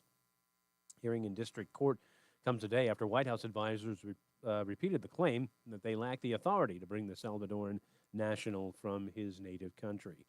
Paige Beckers is officially a wing. The former standout UConn guard was the top overall pick Monday in the WNBA draft, going first to the Dallas Wings. National champions Caitlin Chen and Aubrey Griffin were other UConn players selected last night. Wall Street, the Dow finished down 155 points today. The Nasdaq gave back 8, and the S&P was down 9 points. Red Sox baseball on TIC tonight. Sox will try to pick up the pieces from that disaster last night. They take on Tampa Bay, and we will go to the pregame immediately after the 6 o'clock news. Game 2 of a series between the Yanks and the Royals at the stadium. The Mets continue their series in Minnesota against the Twins. Yard Goats 7:10 first pitch at Duncan Park against Portland. NHL tonight, Devils at Bruins. Isles host Washington. For these stories and more, go to WTIC.com.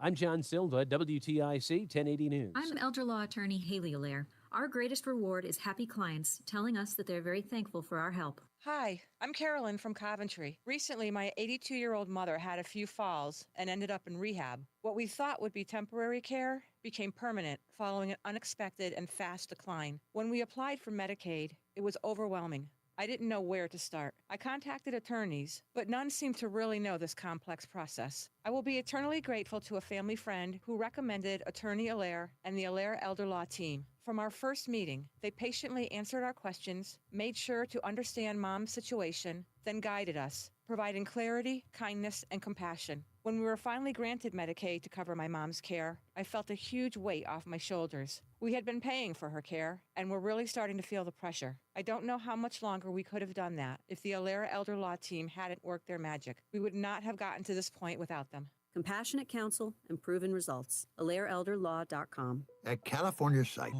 we know that when you haven't found love, it feels like everyone else has. Every movie has a love interest. Every song is a love song. Where are all the songs about cats? Or the joy of early bedtimes? And of course, the PDA. Looking for love sucks. Thankfully, California Psychics can give you the guidance you need to help you find the one. We connect you with the very best. In fact, 98% of the psychics who apply to work with us don't make the grade. That's why we can guarantee if your reading isn't life-changing, it's free.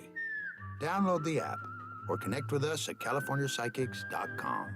Right now, new customers receive 20 minutes for just $20. So you could be feeling all lovey-dovey real soon. Experience the joy of certainty. California Psychics. Stay locked in.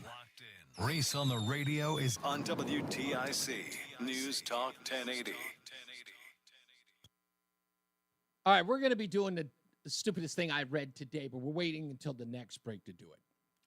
So someone who was listening to the show sent me a message. And I don't think that it wasn't done with malice, but they just sent me a message. If you're in the chat room, you probably read it. But they were sending me a message. They were concerned about the subject matter in the stupidest thing I read today. And it's about Gino Auriemma. He had a comment about the student visas that are being revoked. And in the person's comments, they were telling me to be careful because Coach Auriemma is considered a god in Connecticut. Okay, no offense. Not that this person was trying to be offensive. But that's part of the problem. Coach Auriemma, I don't think that he is, and I'm not gonna cast aspersions on him about that. Only gonna cast aspersions on his comments. But I don't think he thinks he's a god. I don't think he is beyond reproach. I hope he doesn't. But the worst thing anyone could ever tell me is that because of the coach's status, he is the only person allowed free speech in this space. That's bull. That is bogus. And no way am I going to tolerate that from anybody.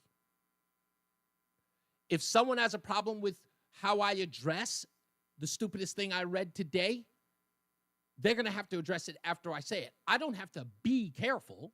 I am not reckless. I'm not a reckless hater.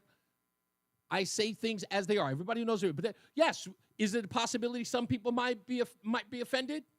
Yes. I've got 2 words for them. So what? So what? All I'm going to say is that if you want to chime in on that space, absolutely. But if you say it to reporters while you're being interviewed and it doesn't wash, it has to be addressed. It's not a criticism. It's that it's misguided, and that's what I'm going to address. So stick around for that. But the last thing that you could tell me, again, trust me, if there's anybody who's dealt with censorship to the level of people who have tried to attack me, my livelihood, my life, and my job, that's me. I am never going to be told what I can and cannot talk about. Ever. With all due respect. And I love you for being concerned about me. But I got this. Now let's get another check of the weather and traffic with Jason Caterina and Mark Christopher in the BPS Traffic Center. Hey, Mark. Hey, Reese, thank you very much. Well, good afternoon to you and good afternoon, everyone. And we are looking at a pretty good ride overall in downtown Hartford right now. On the westbound side of 84, you got a little slow traffic in East Hartford approaching the Bulkley Bridge out to 45 Flatbush, 84 eastbound slowing 46 Sisson Avenue to the Bulkley. Southbound 91 delays 33 to 32. A little bump down by exit 28. Looking real good 91 northbound as you move Cromwell through downtown up into Windsor. 291 through 84 okay. 2 eastbounds moving while Glastonbury to Marlboro. 2 westbound slowing East Hartford. Exit 4 to the 84 west merge. 91 southbound, you got some slow traffic now as you move down into Meriden between 20 and 19. Waterbury, 84 westbound, a little slow by exit 25 on the westbound side of 84. 84 eastbound in Danbury slowing by 5. Heading toward New Haven, 95 southbound delays 46 down to 44. Traffic and weather together on the 8's WTIC News Talk 1080. If you or a loved one has been the victim of medical malpractice, know that you are not alone. Call 1-800-HAYMOND and they will get you the answers and advice you deserve. Attorney John Haymond is your legal authority in medical malpractice. Call 1-800-HAYMOND. WTIC weather. Some showers continue as we head through early parts of this evening. Otherwise, partly cloudy, windy, and chilly tonight. The low down to 39. Mostly cloudy and windy. A chilly feeling day for us on Wednesday. The high of 48. Sunny, breezy, milder Thursday, the high moving up to 58. That warming trend continues right into the weekend. Mostly cloudy, breezy in the afternoon Friday with a shower in spots, the high 63. Cloudy and warmer on Saturday with a couple of showers, but the high up to 77. Breezy and cooler, partly sunny Sunday, the high down to 60. Currently, it is 64 in Waterbury. It's 52, though, in New London, 63 in Mansfield, 66 in Hartford. I'm meteorologist Jason Caterina in the WTIC Weather Center.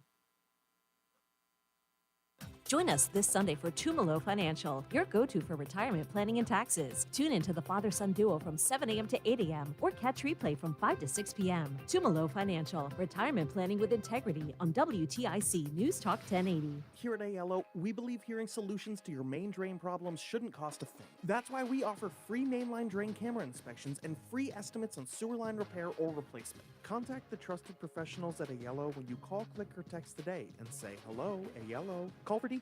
Licensed for safety. P10277-688, D1040145, E1185643, S3308699, HIC 628926, SN3004646, HOD 635, HOD 223. Prescriptions 1 minute. With a healthcare provider who will determine if appropriate. Restrictions apply. See website for details and important safety information. Subscription required. Price varies based on product and subscription plan.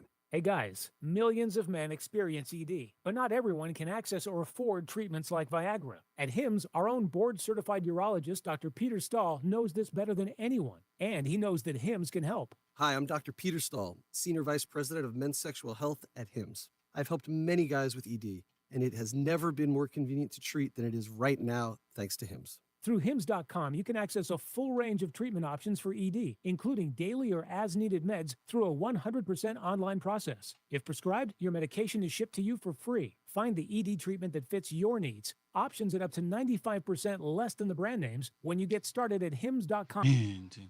To start your free online visit and find ED treatment at up to 95% less than brand name prices, go to hims.com/joy. That's hims.com/joy for your free online visit. The self-proclaimed love child of Rush Limbaugh. They're running a strange program, y'all. Reese on the radio on News Talk 1080 WTIC. Put on your seatbelts.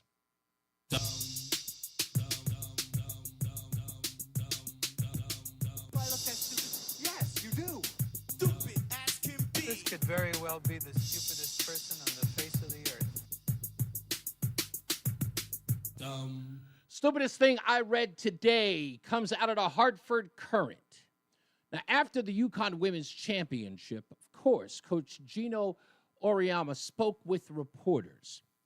And, of course, the reporters wanted to get a comment from someone who, of course, works at UConn about several students who have had their visas revoked. Even though, according to many reports, no one has been able to disclose the race or the individuals who had them revoked, or even why. There is no reporting on that. No one has disclosed it.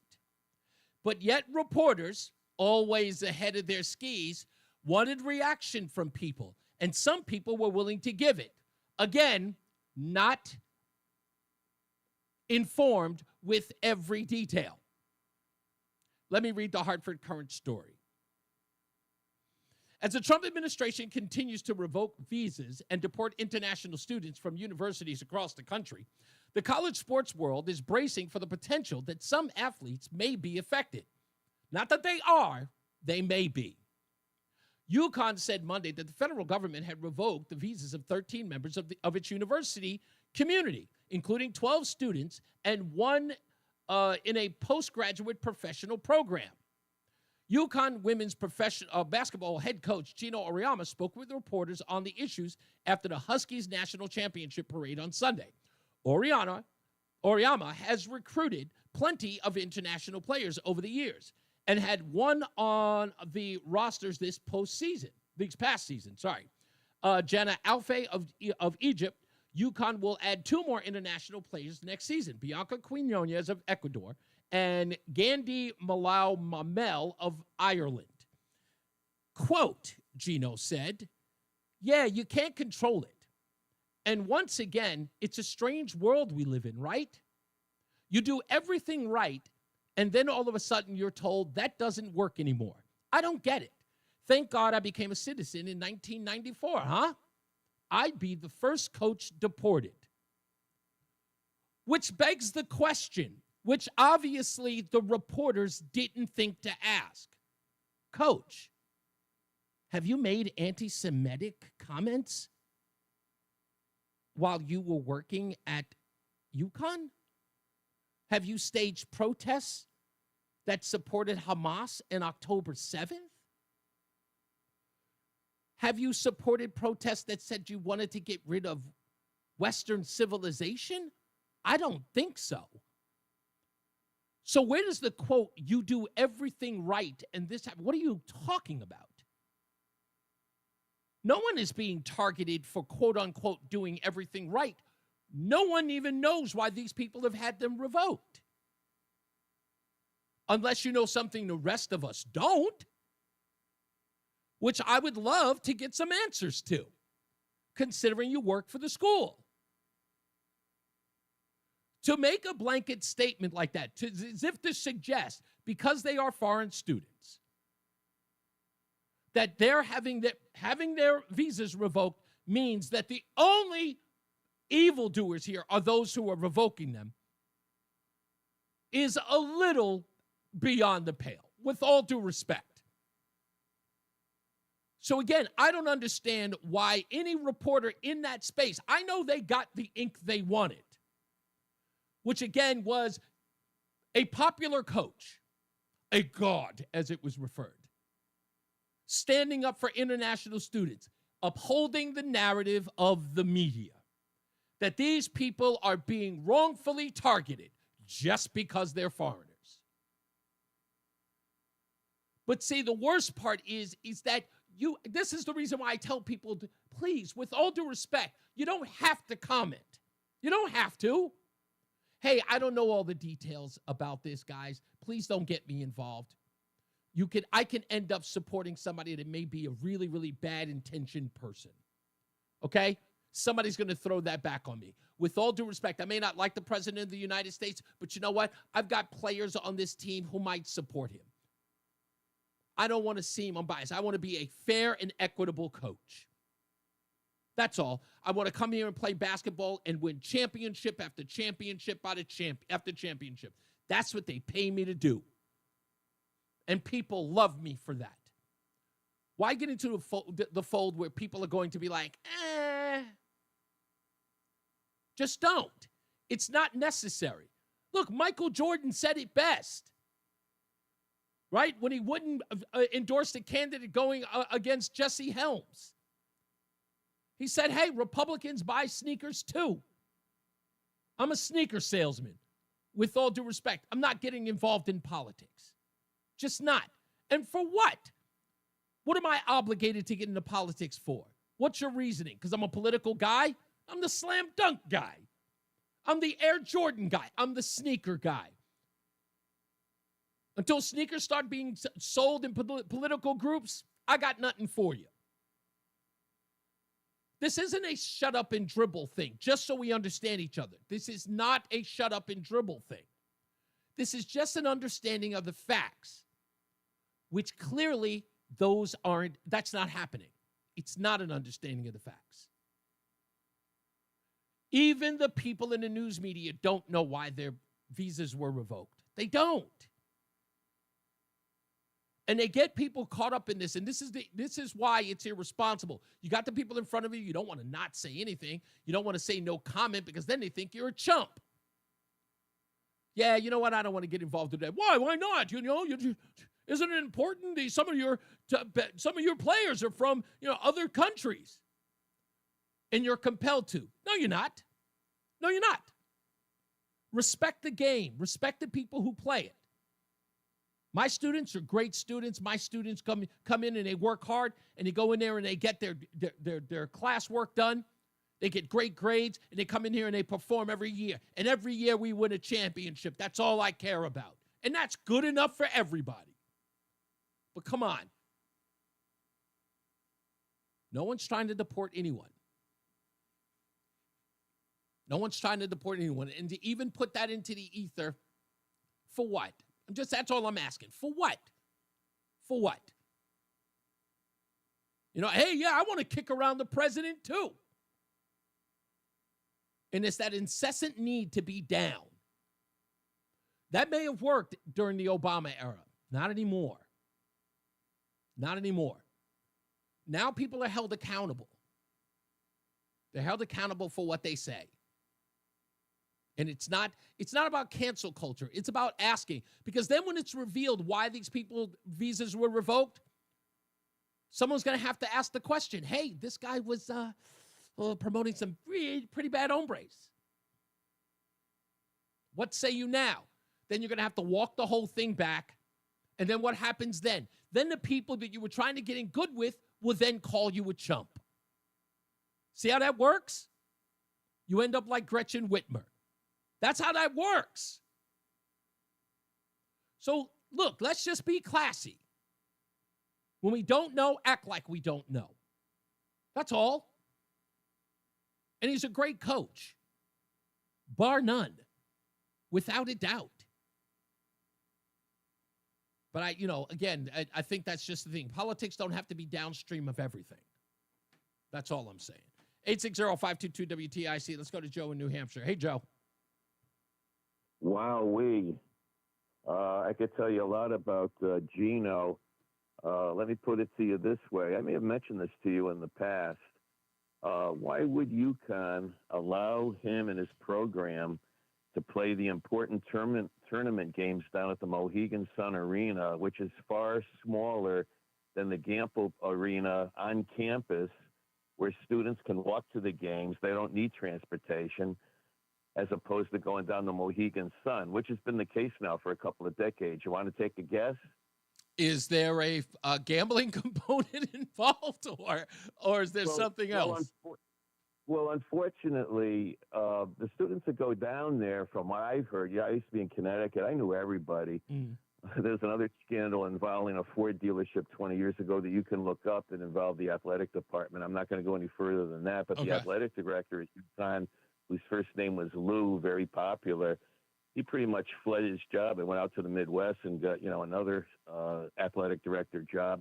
And he ended up getting into a bigger scandal out there, similar circumstances. But you had the people, the coaches and the people on, especially football and basketball, giving out courtside seats to these dealership owners, and they got free. I see what you're saying. SUVs. I see what you're saying. Yeah, it was like quid pro quo. I know that. That's casino. Part of that reason. Now, look, again, I'm not advocating for that kind of quid pro quo. I know that it happens. I'm not taking any sides on it. I do believe. Look, there's so many weird ways I could express this, but let me put it this way. I kind of understand why a lot of people in those programs do it, but I don't want to litigate it any further than that. But nonetheless, do you think I was too harsh on Gino by saying that, look, nobody knows why these people are being revoked? Why chime in? I haven't gotten to the big blockbuster point. Go that for was the side thing about the athletic guy.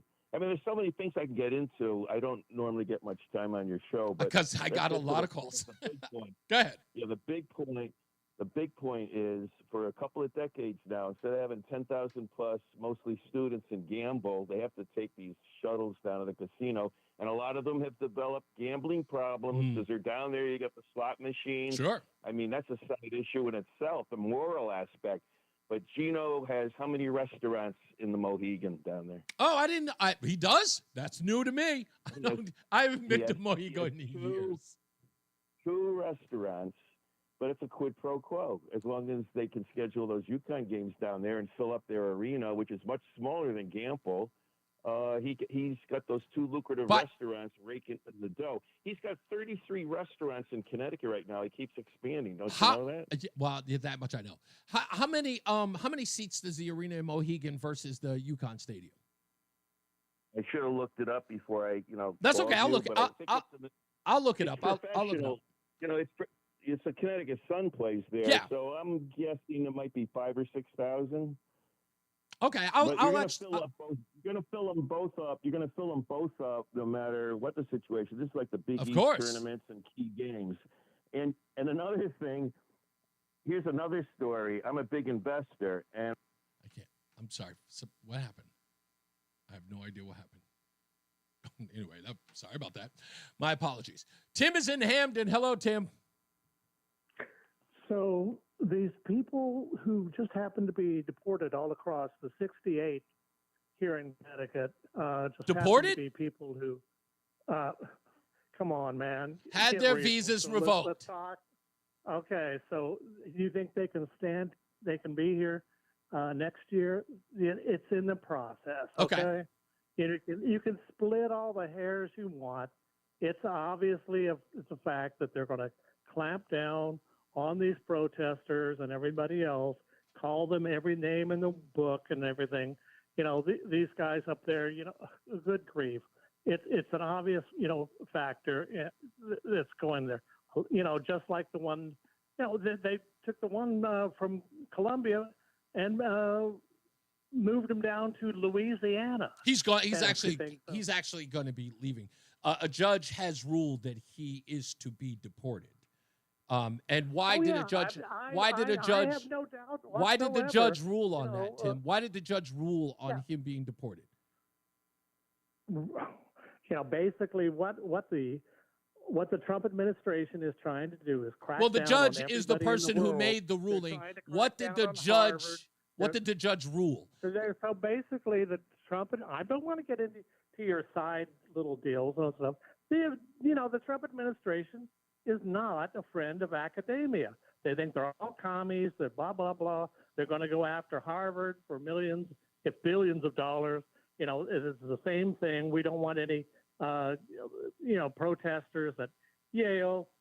We don't want them at UConn and that sort of stuff. So suddenly, magically, these people if you had showed up and you were photographed on there, or made some sort of comment about the Middle East, suddenly you're going to be. Oh, I'm sorry. Welcome to the new world. It's If you 1939, made, really. hold on, I want to use the characterization you just gave. If you made some You know sort, what they are. Get real, man. Don't be pulling this, hokey dokey thing. I'm and not. stuff. Hold on, It's Tim. just, Tim, stop for a second. are You you use that naive? Tim. You said. Why do you think that they're being targeted? Thank you. You said that they made some sort of comment about the Middle East. I said if. Oh, if they did. Reese, you got to listen to what I actually said and stuff. So if they said something, if they attended a protest, if whatever along those lines, suddenly, and that's going to, quell a lot of other people, on campus, a lot of U.S. citizens on there. It's like, tamper down. We don't like this, and meanwhile, we're going to, have this wild ass schemes. We're going to build a, Okay. I'll address this on the other side of the break, because I've got a whole bunch of other stuff to get into. Anyway, let's get some more weather and some more traffic with Jason Caterina and Mark Christopher in the BPS Traffic Center. Hey, Reese, the capacity of Mohegan Sun for basketball is Yes. 9,323. What? That's a lot. And about 1,000 more at the Gamble. Gamble capacity for basketball is 10,299. So about 1,000 fans more. Okay, at the that's Gamble considerable, per but game. not as much as I thought it would be. I thought the number would be at least $2,000, but 1,000. Yeah, it's about 1,000. Yeah. Okay, that's about not 1,000 too bad. difference, yeah. But look, Mohegan Sun. Look, I'm not going to lie. I believe that the UConn women's is a marquee sport. To me, the way in which they're adored in Connecticut, they might as well be the Connecticut Sun. They're far more popular. They just are. Am I wrong? Well, they have a long history of winning. Clearly. So, Without a doubt. But if you would have compared it to with the Sun versus UConn women's, who do you think? UConn women way more popular. Exactly. No question about it. So- But the Mohegan Sun's a great organization, and Jen Rosati, one of their early stars when they first, I think she was on the first championship team in, I don't know, was it 95? Yeah. She's the general manager down there, and she's revered in exactly. the state too. So There you go.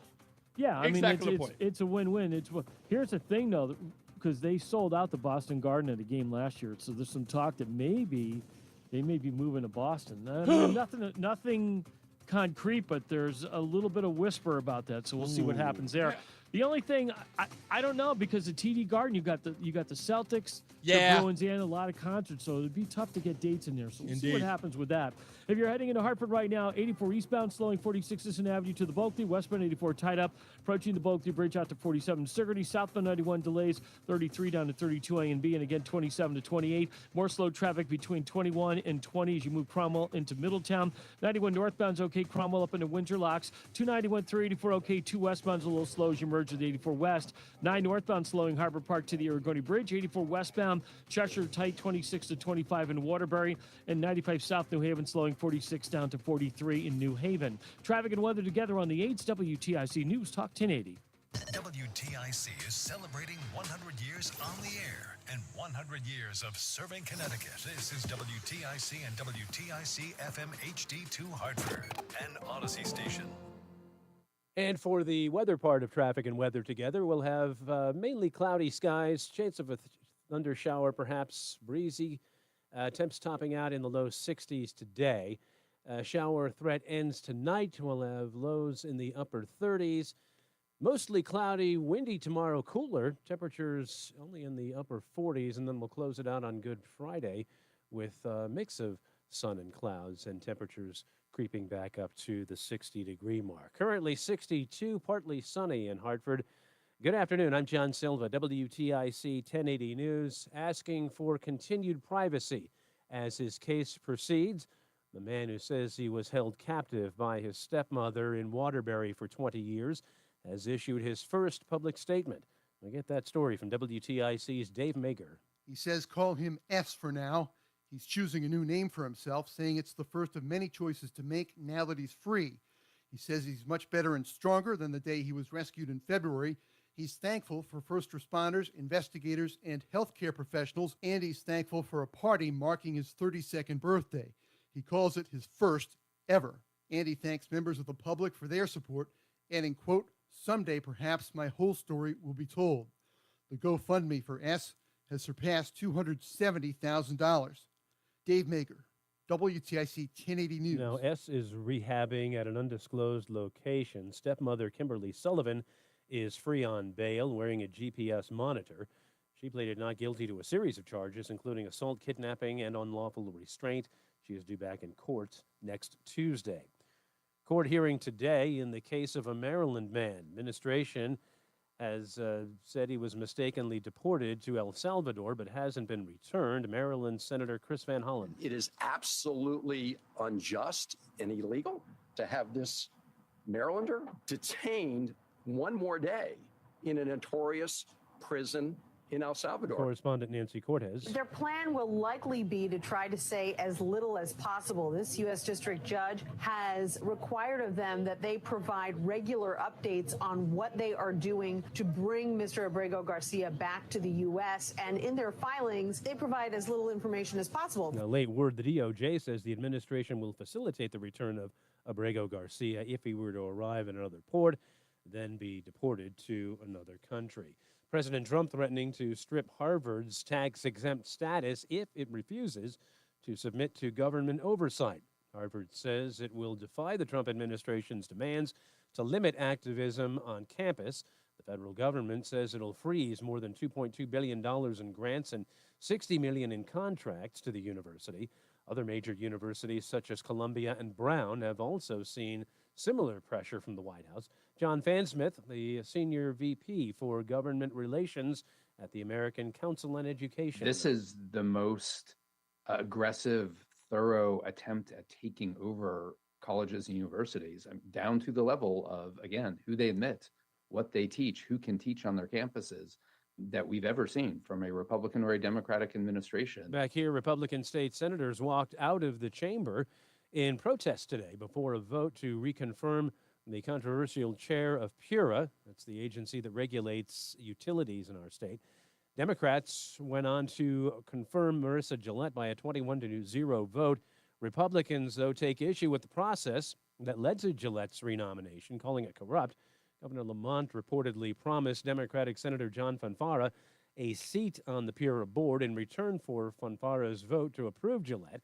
Senate Minority Leader Steve Harding on the Senate floor before today's vote. We could be having a substantive conversation about reducing rates, and unfortunately, because of deals that were made by people in power to put well-connected people on the highest regulatory board for electric in the state of Connecticut, we can't even have a substantive conversation about that. Democrats like Derek Slapp spoke about Gillette's qualifications. First, I want to say that she has a clear track record, a proven track record of trying to lower rates, standing up to special interests. Now, Fonfara recused himself from today's vote. The confirmation now goes to the governor's desk for his signature. An arrest made in a vandalism case in Avon. Police in town began their investigation when it was reported March 26th that the owner of a Tesla automobile parked at a restaurant on West Avon Road found a swastika drawn on the driver's side door. Police Lieutenant John Schlomberger says the vehicle security cameras helped them crack the case. We arrested Stephen Weinberger, who lives in Avon. When officers went to interview him, he admitted to vandalizing the Tesla. He said he was, upset with current political climate of the country. He said he didn't know who owned the car. 40-year-old Weinberger now charged with criminal mischief and breach of peace. And it was 78 years ago today, the Brooklyn Dodgers' Jackie Robinson broke the color barrier in Major League Baseball. CBS's Jennifer Kuiper. Robinson stands deep in the batter's box, just a little way away from the plate. On this Jackie Robinson Day, all MLB players and coaching staff will continue the tradition of wearing Robinson's number 42 during games, with each team using a Dodger blue 42, regardless of the club's normal colors. Players, managers, coaches, and umps will also wear a 42 patch on the side of their hats. Other league-wide plans include a pregame Robinson tribute video produced by MLB Network, which can be seen at MLB.com and MLB Network. Jennifer Kuiper, CBS News. Wall Street, the Dow down 155 points today. The NASDAQ lost 8. S&P gave back 9. For these stories and more, go to WTIC.com. I'm John Silva, WTIC 1080 News. The W.I. Clark Company, now 100 years strong. Find us at wiclark.com. 100 years ago, W.I. Clark started out with a mission: sell superior construction equipment backed by quality parts and service. Today, we represent brands like John Deere, Wirtgen, and Leeboy. The W.I. Clark Company. Find us at wiclark.com. This is Dale for Northeast Men's Health, where we've successfully treated thousands of men with testosterone and helped them feel like their old selves again. Please take a moment and listen to how we help Marty. I was a really grumpy guy, sleeping like garbage, and getting older, the energy level was just in the toilet, and that was what led to me going in. I've been treated at Northeast Men's Health for low testosterone, coming on about 2 years now. Within a few weeks, I started noticing I was sleeping a little bit better. I definitely noticed a higher energy level, but the old man crankiness just went away. I'm able just to stay going really in and well out on this organized. one. Nothing slips through the cracks. Having the T treatment is leading me to keep on top of my game. What I would say to any other guy that is in the same situation where they feel like they're dragging, just call Northeast Men's Health. You won't regret it. Thanks, Marty. It's true. Low T therapy can dramatically change your life. Your initial appointment is only $99 with results in minutes. Going right to the weather. Yeah, I know. That's what I was just saying. Your visit is free. Call It's crazy. 800-930-5956 That's on us. or go to northeastmenshealth.com. The hour that packs a punch. It's Reese on the Radio on WTIC News Talk 1080. Yeah, we're not going to have any time to do this break, so we're going to go directly into the weather and traffic with Jason Caterina and Mark Christopher in the BPS Traffic Center. More news, more views when we return. Hey, Guy. All right, thank you very much, Reese. Westbound 84 tied up approaching the Bulkley Bridge in East Hartford out to 45 Flatbush, 84 eastbound. You're running slow 46 Sisson Avenue to the Bulkley. Southbound 91, a little tight 33 down to 32 A and B, and again 27 down to 28. More slow traffic 21 down to 20 as you move Cromwell into Middletown and 91 South. Northbound 91 looking good. Cromwell through downtown up into Windsor. 291 through 84 okay. 2 westbound's a little slow as you merge with 84 West. 9 northbound slowing approaching Harbor Park up to the Aragoni Bridge. Heading toward Waterbury, a slight slowdown 84 westbound 25A up to 25. 84 eastbound a little tight in Danbury 3 to 5, and again 84 eastbound slowing by 11 in Newtown. South 95 New Haven tight 46 down to 44. Traffic and weather together on the 8th WTIC News Talk 1080. WTIC weather.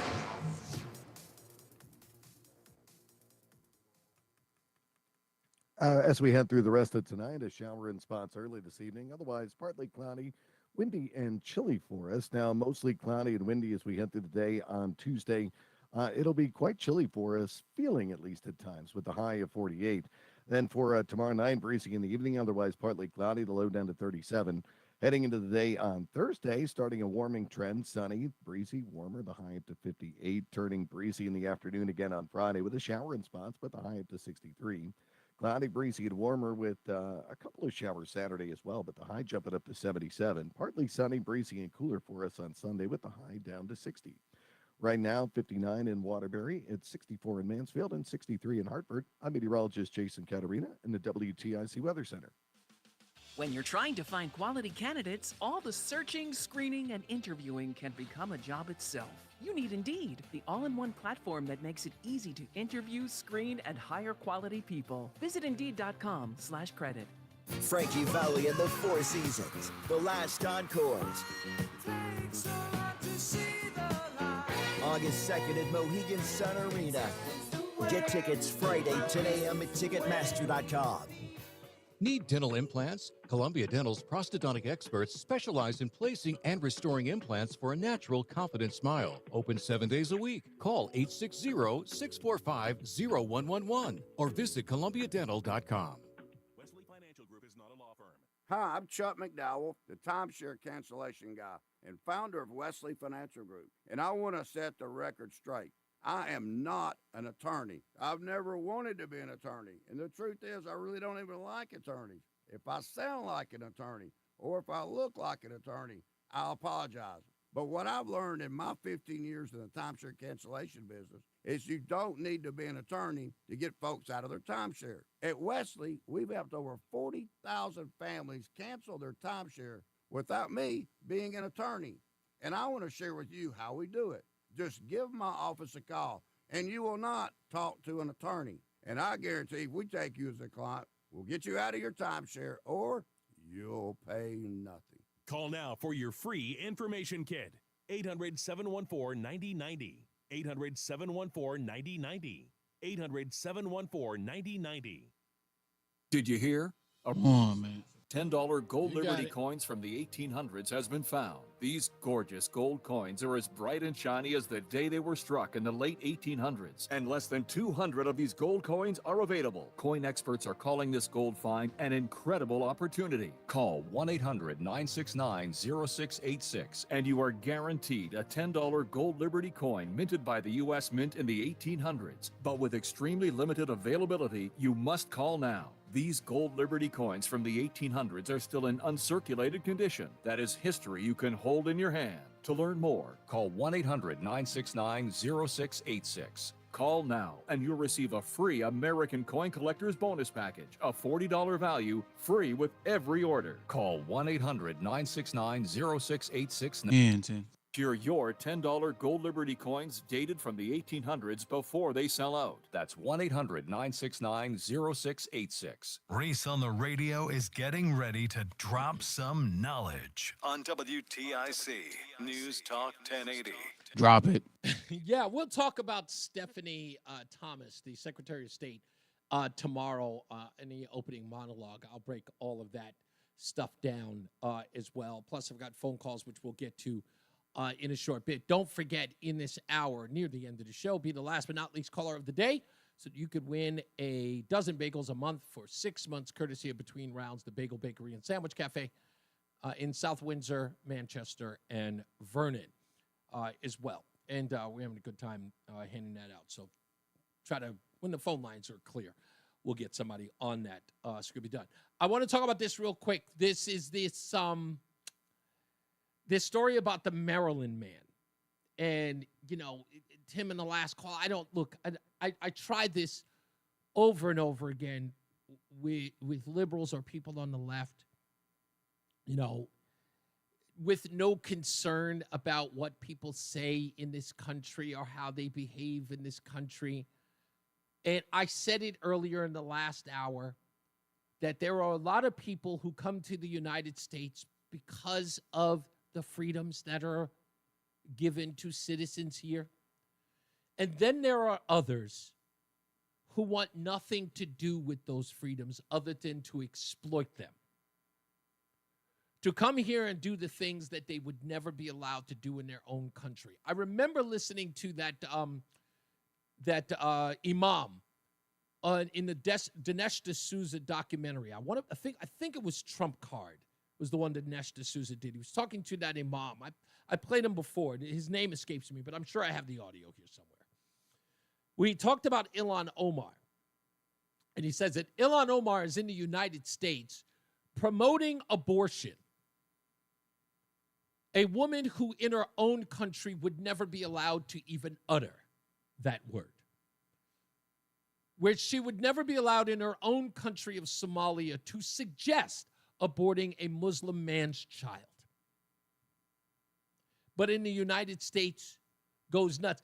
And even so much is suggested that the Muslim community looks at Ilhan Omar as doing their bidding, as saying, yes, promote that in America.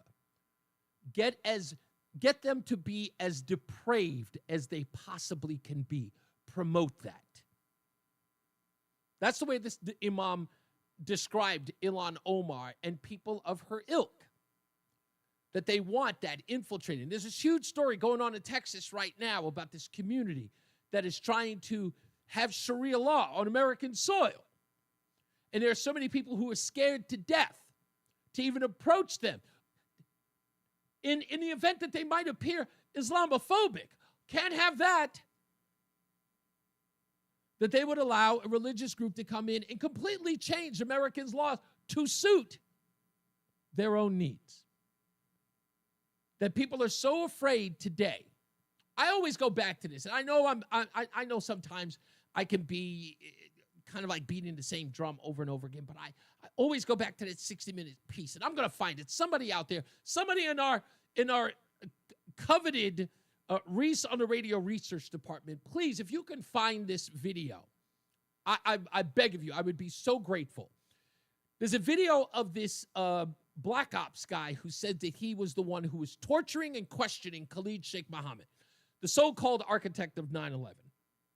And he talked about that exchange with him where he says, Khalid Sheikh Mohammed says to him, after he was waterboarded, like I guess 100 times, Khalid Sheikh Mohammed said, your American liberal media will excoriate you. They will denounce you for what you have done to me. And the way he talks about it, it's almost eerie how Khalid Sheikh Mohammed, a guy who was living in a cave before they found him, knew exactly what the American news media was going to do. Take his side. Take his side. And sure enough, they did.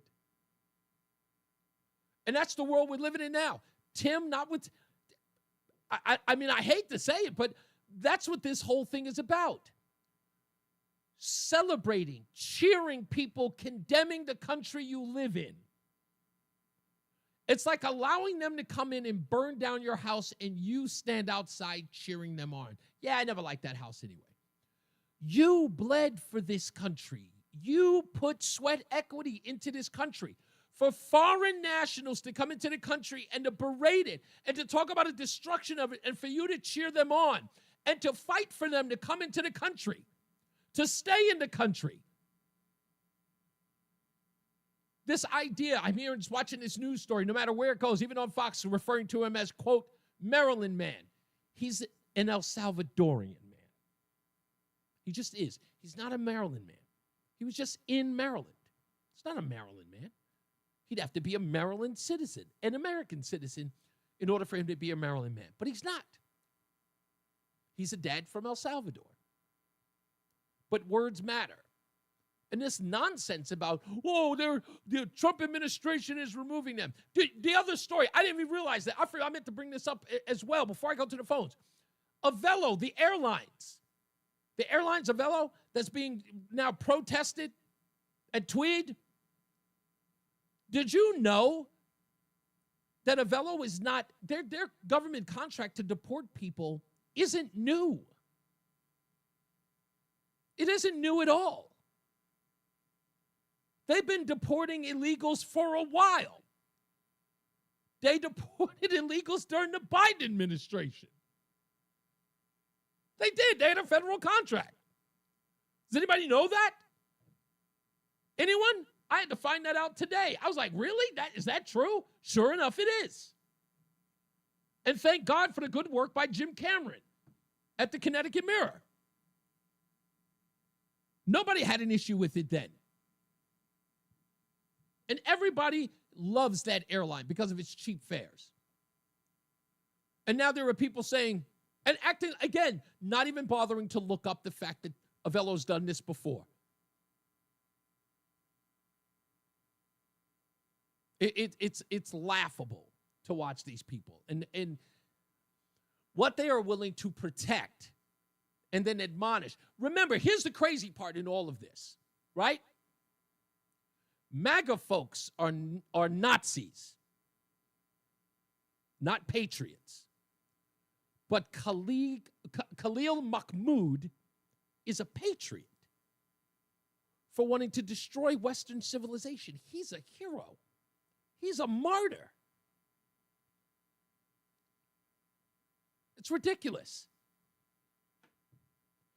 860-522-WTIC. I've got Adam. He's been on hold for a while. Thank you for holding, Adam. Oh, no problem at all. Always a great program, and you're such a polite host, and you're respectful to everybody, even those that disagree or agree with you. You know, you're just very polite. But hey, what I called about is the Geno thing. You're 100% right in the way you handle it, and I'll tell you why. Because listen to this. I was living in East Hartford since 2008, and for a long time, the hardware store on Main Street had a cardboard sign in the window that said Geno is God.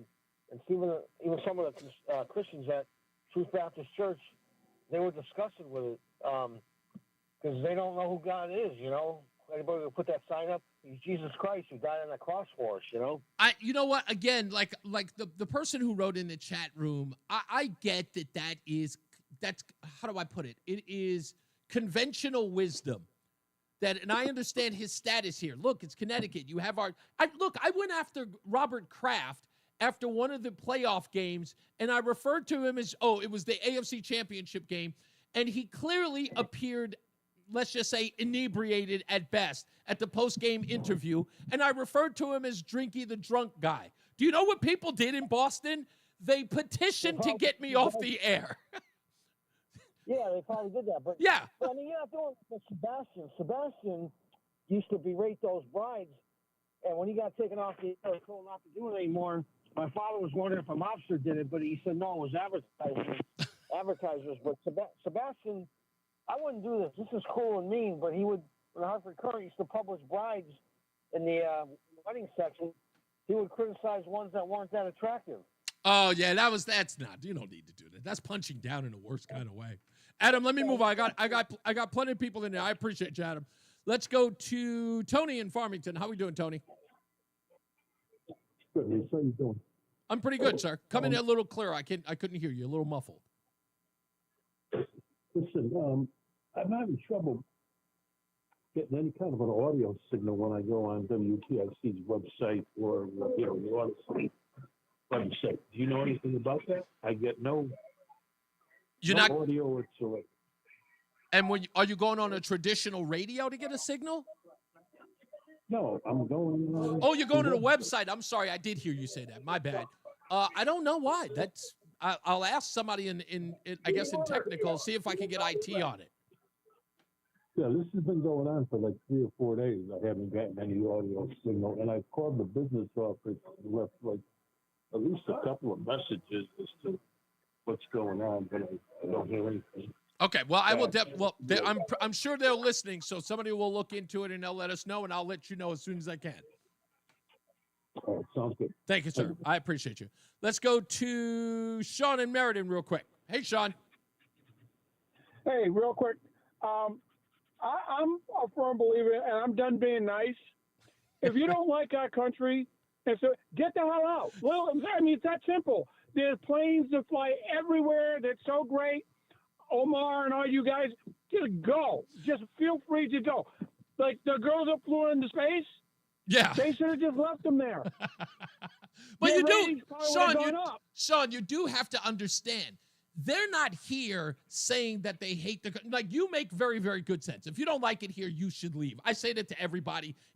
They always say, it's like, America's not the greatest country in the world. I'm like, okay, which is, and go there. Of course, first of all, those people have no intent of leaving the country. They love this country because they can call it the worst and never have to account for which is the better country.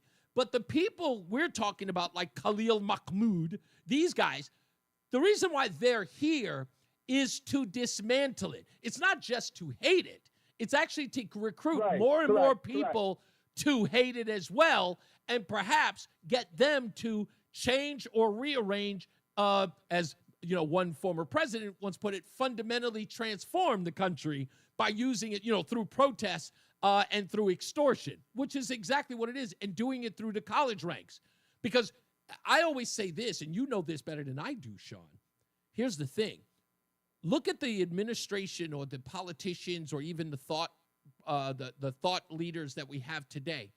They are all the people of the radical 60s that wanted to take over the government in the first place. Now they're in places of prominence, and they're doing the exact left-wing Marxist Alinsky thing that they were all learning in college. And now they're doing the same thing with college students today.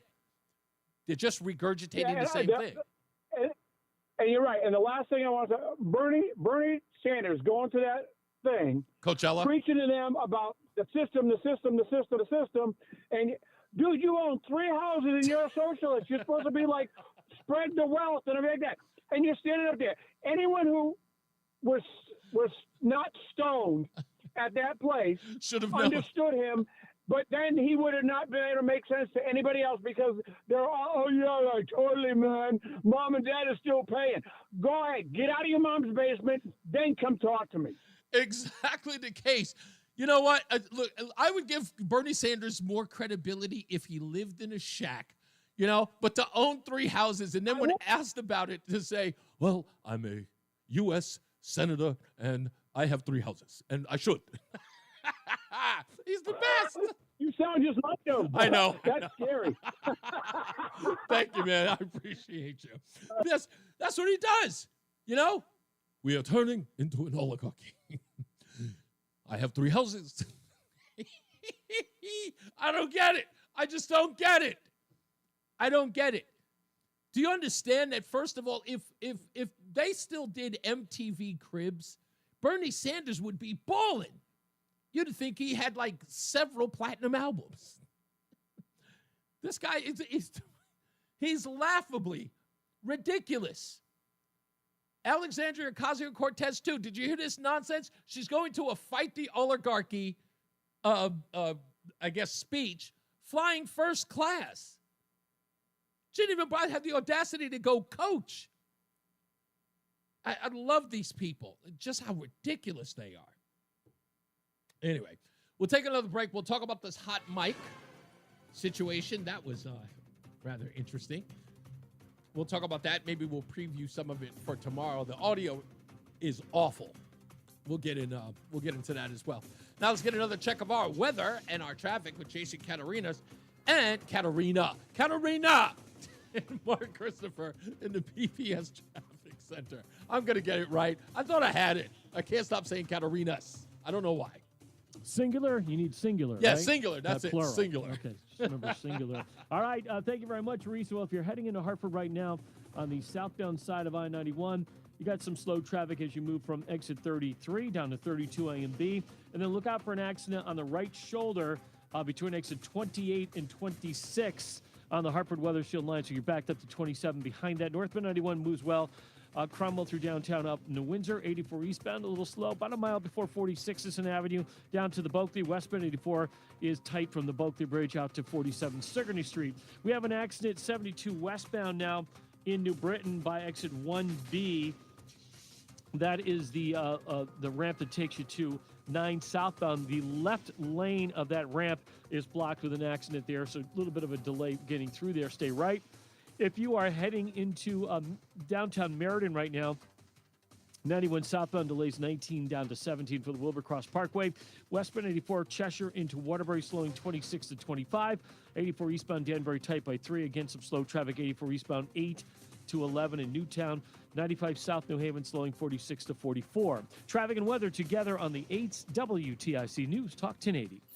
WTIC weather. For the rest of our Tuesday, breezy and variably cloudy. Watch for an afternoon thunder shower. Gusty winds and small hail can accompany any downpour. A high of 65 today. Now partly cloudy. It'll be chilly tonight with the low down to 39. Mostly cloudy, windy. Gonna feel chilly for us on Wednesday with the high down to 49. Still breezy Wednesday night, partly cloudy, the low 36. Sunny, breezy, and warmer on Thursday, the high up to 58. I'm meteorologist Jason Katarina in the WTIC Weather Center. Get a head start to your day with WTIC News Talk 1080.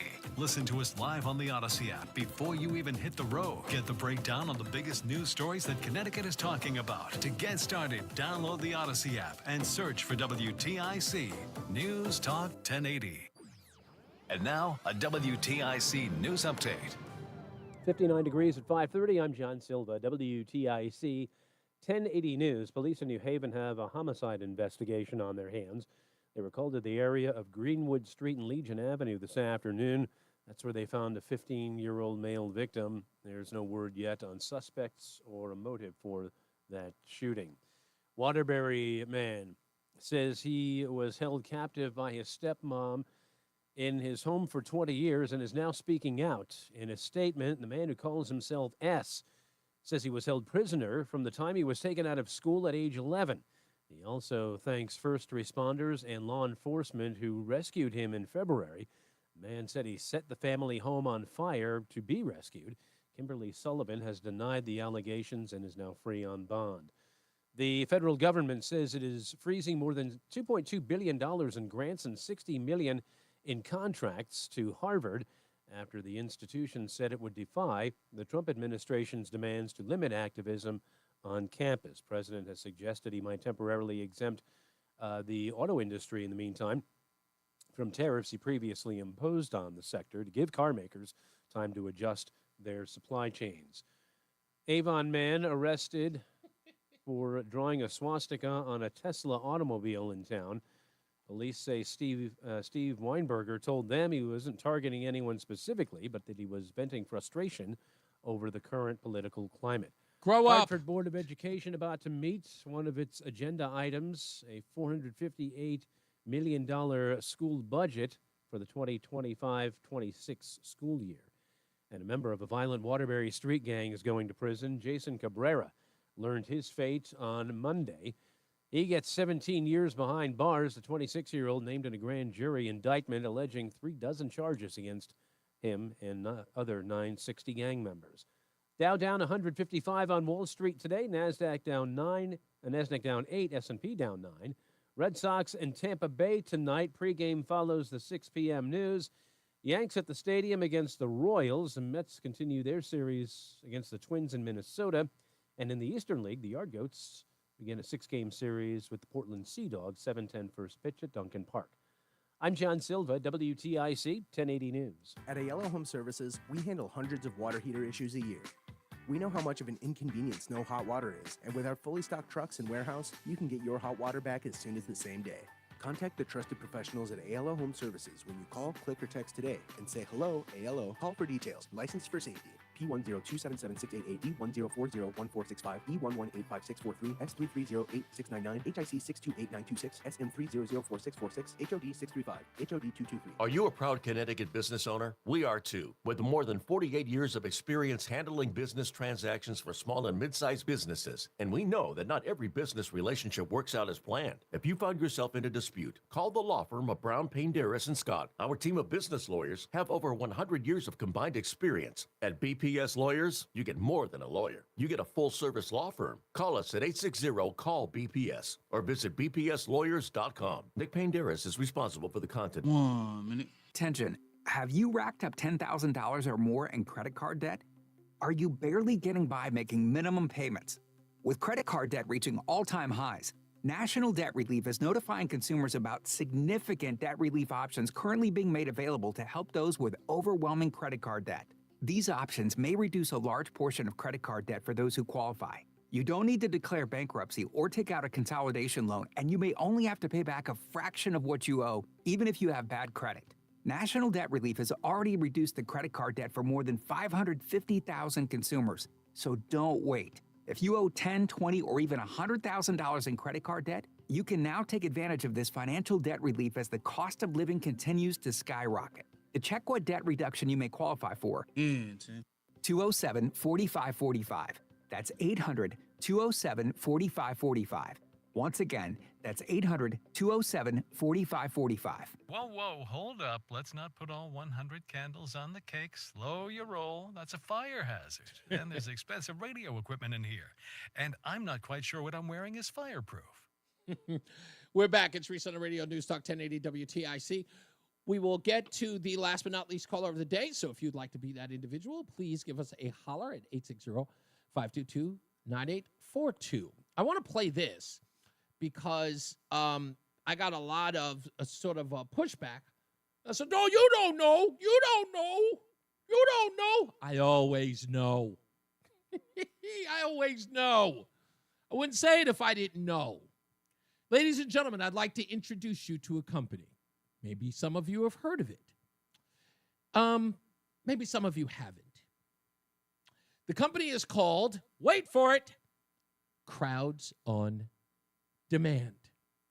Explain to me what a Crowds on Demand company is all about. You provide crowds if I have some cash?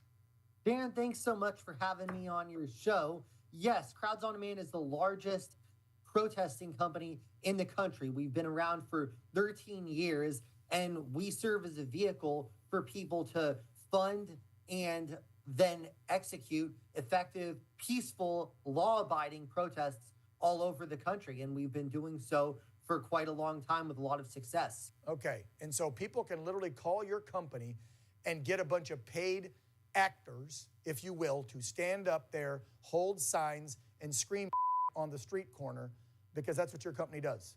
Is that it? Well, I take issue with a couple things. Number one, it's not actors. We're providing activists who are truly engaged with the cause, right? But are they? I just showed you a video of a guy going, I don't even know why I'm here. They got signs and they got sheets and they said, go say this and talk to cameras and hold signs. They don't even know why they're there. So that was a young man by the name of Andrew Swart, who has now come out of the trenches and is doing interviews talking about Crowds on Demand, a company he's had around for 13 years. And this is how the whole thing works. It's real simple. It's real simple. So these organizations, indivisible. These organizations, they have millions of dollars. Some of them have billions. It's a conglomerate of them. And what they do is take that money, because remember, they don't want to be caught actually paying for these people. But Andrew Swart, in that interview, and I didn't even play the whole thing, in that interview, even goes on to say that they are the ones who staged the bigger protest. They don't do all of them, but they staged the bigger protests so that it looks and appears that more people are showing up than they actually do. That's his admission. His admission. It's on its mission statement. It's on its website. It's on everything about them. Yes, they are a real company, and they pay for crowds. Hence the name Crowds on Demand.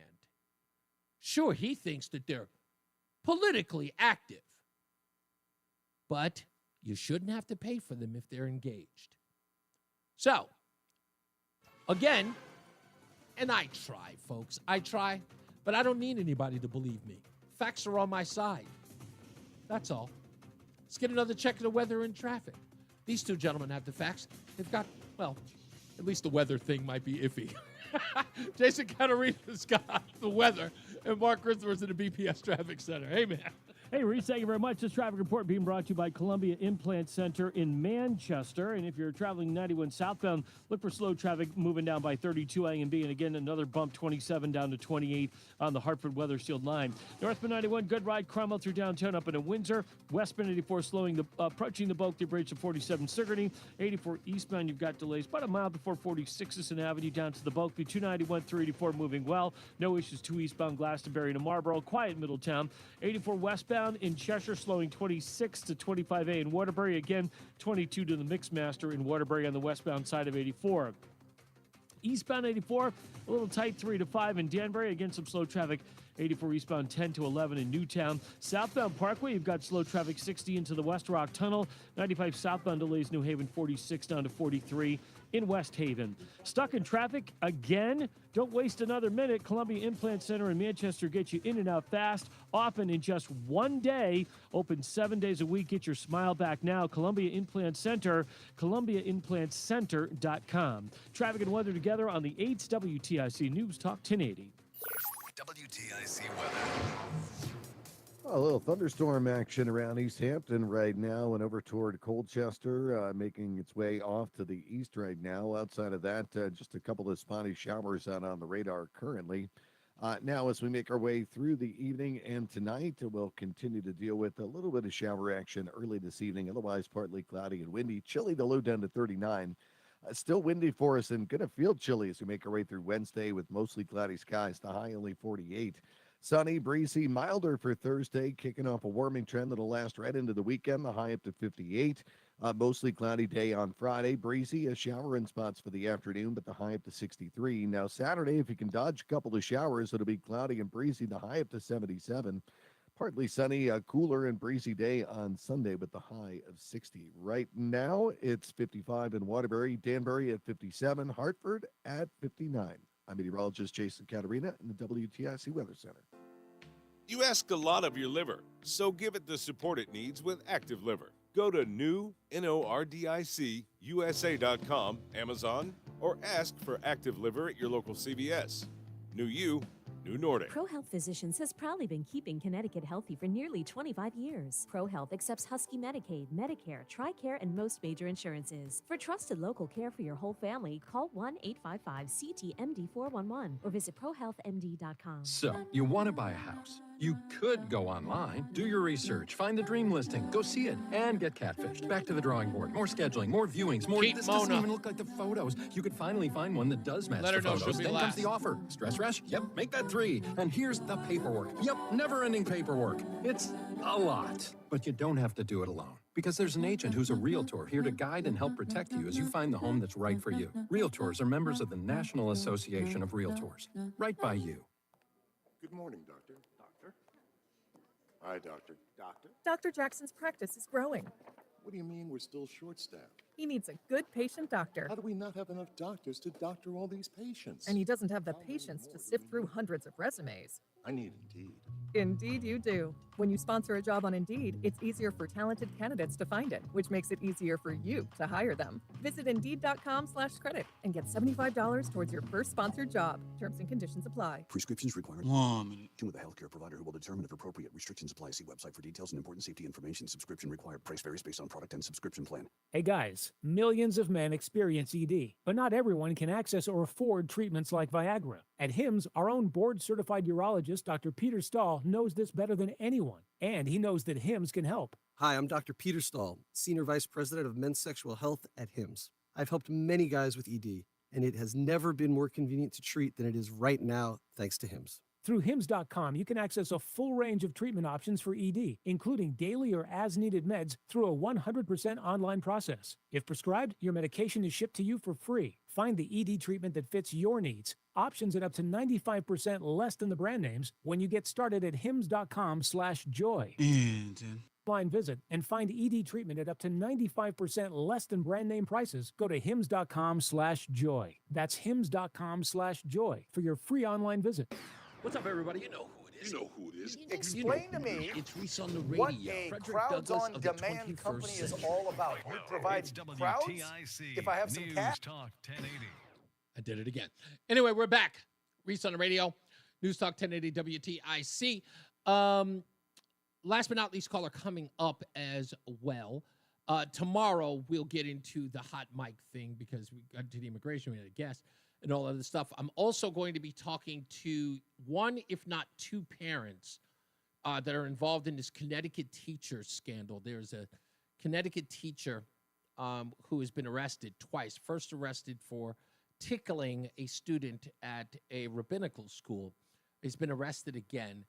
That story was brought to you by Mark in West Hartford. He and I are coordinated to talk to the parents who are involved in that story.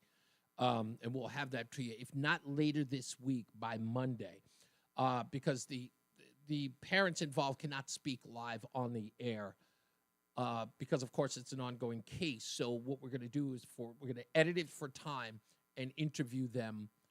I'll interview them and talk to them. It'll be pre-recorded. So in essence, that's what I'll be doing and talking about that case. If you've heard about it, the New Haven Register actually has a story about it by Jared Wardwell has a story about it that came out yesterday.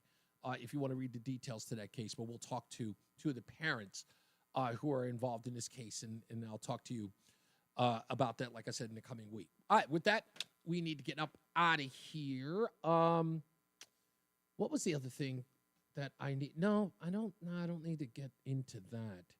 I guess I could play this real quick because it's important. Paula Reed is the CNN, senior Supreme Court analyst, whatever, for CNN, was talking about the so-called Maryland man. He's an El Salvadorian man. She went on CNN because CNN is not a news organization. I guess they've now fashioned themselves as the fact check of the president of the United States.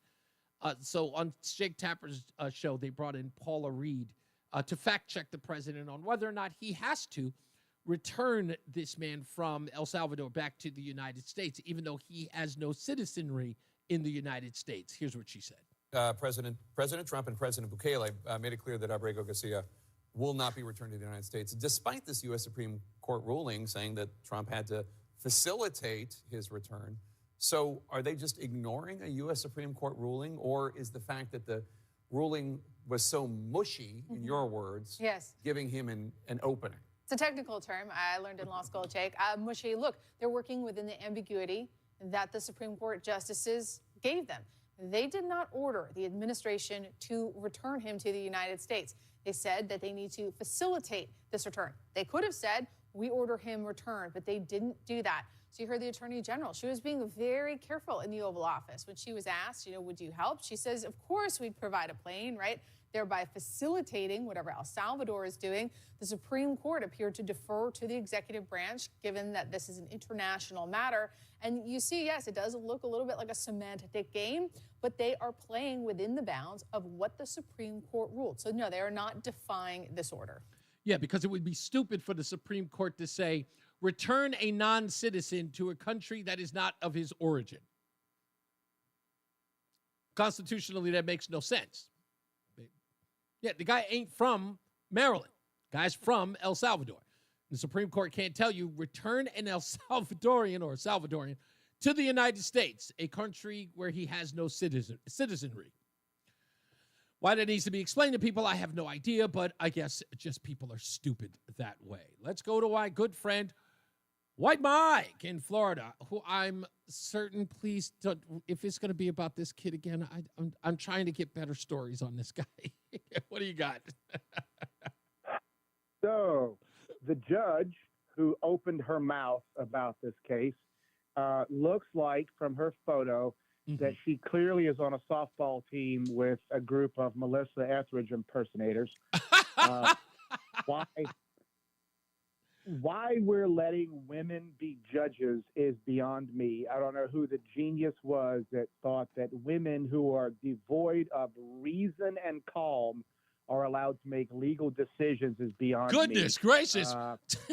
I blame Wyoming for giving these people the right to vote in the first place. The Muslims have it absolutely right on them. No, they don't. Second, knock it off. No, they don't.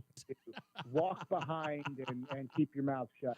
And secondly, the Department of the DOJ attorney who refused to argue the case here is a lifetime DOJ attorney, and his name is Erez Ruveni. Oh, is that, yes, that's the prosecutor who's pretty much dropping the ball on the whole case. He's probably going to be the guy that gets this kid, if not acquitted, but charged for something far less than, I mean, I don't know if this constitutes as premeditated murder, but I almost feel like that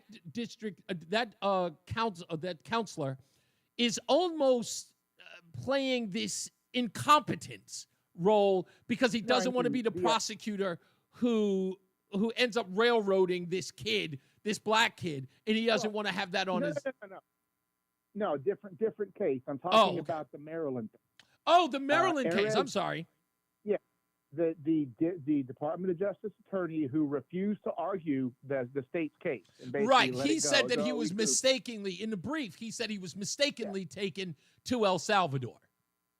Well, his name is something odd. It's Erez Ruveni. Yeah. And I was like, well, what the hell kind of is that? I've never heard that. So did a quick Google search. Yeah, that name only occurs in Israel. Oh, that's weird. Okay, so, I get what you're saying. So now we have a clearly rainbow warrior judge and a member of, I don't know, who probably has loyalties to another country, basically deciding this case, and they're both retarded because we have no right or power to tell a sovereign nation to return one of its citizens to us where he's not a citizen in the first place. Yeah, so again, how are these people getting power? None of these people should be anywhere near power. And again, is this guy a dual citizen, this Ruveni? No. Is he a dual citizen? Of course he is. Of course he is. Oh, no. Oh, I thought you were talking about the other guy. Okay, yeah. Citizen. Well, here's what you're absolutely why right. Are people who aren't loyal to the country having control in our judicial system? You're absolutely right. And the person who needs to rein this in is clearly John Roberts. He should be reining this ridiculous what are these appellate division courts and these district courts. He should be reining them in, and he should. But he is one of these guys. He's so feckless. And again, now it gives a complete different light to George W. Bush forever, forever announcing his candidacy, his appointment, I should say. John Roberts is quick, so ridiculous. Go ahead. Which newly appointed Supreme Court justice has been the greatest turncoat and the biggest disappointment? Amy Coney Barrett. Yeah. Which is why you shouldn't let women be judges. Well, again, I am going to say that, and I don't know. Sandra Day O'Connor? Really? Anyone who's had an argument with a woman knows they're not logical, reasoned creatures. No, now you're not going to listen. Me. You are not going to destroy the inroads that I'm making with women in talk radio. You're not going to do that. Well, I don't care. I know you don't. You're reckless. This is the reason why he's single, ladies. He's quite appealing in that area. I got to go. I got to throw some people on here. God bless you, man. He's the worst. Let's go real quick. Frank is in Woodbridge. How you doing, buddy? Good. If you're going to live it, we were told this 60 years ago. If you're going to live in America and you're not American citizens, only bad things can happen. Yeah. Look at all these people. 40,000 people, the last I heard, ICE got arrested. 10,000 have been in this country for years, are working, never commit a crime, and they got caught up in the net. Now they're out of here. Look, like I said, I don't understand. You got to be an American citizen. You got to have that piece of paper. It's priceless. It is My family exactly. gave up our citizenship. It is priceless. You're 100% right in that it's priceless. But again, I think that people are seeing that little opening in the armor, and they're seeing more and more kids who are vulnerable and susceptible to these crazy leftist, ideologies, and they go right in for the kill. And these kids who don't know any better, who want to be down, I want to be cool. Oh, we're going to be on TV. It's just that's kind of the place that they're in right now, and it's a damn mess. But I just don't understand why they won't give up their citizenship. What could it be? Pride? Well, pride. No, because they have an agenda, Frank. They're not going to give up their citizenship because they have an agenda. They really do believe. We gave it up. We had to give it up. We were doing things where we would have got deported. We were doing things we weren't supposed to be doing. If worse comes to worse, what they're going to do is, and I think that's always going to be their mission, they're going to tear it down from the inside. And I go back to what Reagan said. America as a country is a generation away from being destroyed. It always is. It has to be fought for every day. If freedom isn't free, it has costs. And so but there's nothing like getting a good night's sleep knowing you're an American citizen. Yeah, and you're damn right about that, sir. You're damn right. Thank you, sir. Let's go to Lori in Glastonbury real quick. Hey, Lori. Hey there. Happy Jackie Robinson Day. I just wanted to make note. Of course. Today was the day that Jackie Robinson broke the color barrier in MLB. And I also wanted to apologize to the Red Sox because clearly I jinxed them. You did. With my comments last. What was that score? 14-1? I don't even want to talk about it. I don't want to talk about it. Hey, you know what I want to do real quick, Lori? Let me tell you this real quick before I get to the last but not least caller of the day. One day I'm going to tell you the story about the man who used to be I guess he was the proprietor or the kind of the general manager of the Negro League museum that used to travel all around the country on a big giant tour bus before it actually got a brick and mortar. Yeah, I interviewed him back in 2005. And he's an amazing story. I'll tell the story about it. But what he said about the Negro League and their relationship with Jackie Robinson will stun you. It is. I believe it was tenuous. I believe that they weren't thrilled about it. Not thrilled. Let me tell you this. It was. I'll put it this way. The way they described it was Jackie Robinson breaking the color barrier was going to destroy the Negro League, and it sure enough did. Right. Yeah. And right. I would. when I get a chance, I want to tell you that story. Has he talked to me about it? Because he was one of the Negro League players at the time that watched that whole thing unfold, and it's an amazing story. Oh, that I'm down. I'm down. Let me know when you want to come. I'm good. You got it. You got it. Thank you, Lori. Let's go with our last but not least caller of the day. Mona is in South Windsor. Hello.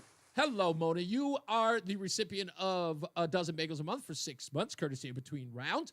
All right, don't let me do the whole promo thing. What did you call about? Did you want to opine or did you just want to win? I just wanted to win. But I listen to you, too. I love you, so that's a good thing. Thank you. We're both on the same page. Thank you so much, Mona. Please tell anyone and everyone to please join the program. I will put you on hold to make sure that Roland can get all of your information, to make sure that you can get in contact with Between Rounds to do that. This is it's interesting what's going on with the immigration issue in this country. The reason why I brought this up today is because I know deep down a lot of people only care about it on the side in which they are. Sadly enough, I do know that not enough people see these individuals as people. And the people who don't see them as people are on the left. They just don't. They see them as poor. They see them as, in some cases, dumb, silly even, that they are the worker class, the peasant class. And I understand that. I know what that's like. I see it every day. When I hear people diminish people from my race as a means to say something nice and supportive. I'm just telling you, I know it all too well. This is, it's going too far, but we'll get into that another day, another time. We got plenty of time to do it. As I always say, radio is free, so we thank you for paying attention. Remember to keep JC in your hearts and in your mind. Sean Patrick, we love you and we miss you. Remember that panic is not planning, so plan your work and work your plan. Me, I'm Reese on the Radio. You, have a good night, pleasant tomorrow. We'll see you back here on Wednesday. Jason Caterina's got your weather, and Mark Christopher's in the BPS Traffic Center. Good night, sir. Hey, good night, Reese. We'll see you tomorrow. And if you are traveling on the east... All right. You enjoy your night. Thank you, man. You too. like Stay out of trouble. Don't spend that money all in one place. No. Money gone already. 62. Of course it is. Nah, I always take half and put it in savings of my winnings. So. Oh, Claim that as you move up. Well, you saving up for you must be saving up for a new car, right? No, we just we've been house shopping, so any little money I get, I just been putting in savings to build up a little, Cromwell, a little stock. Yeah, exactly. Of course. Down payment money.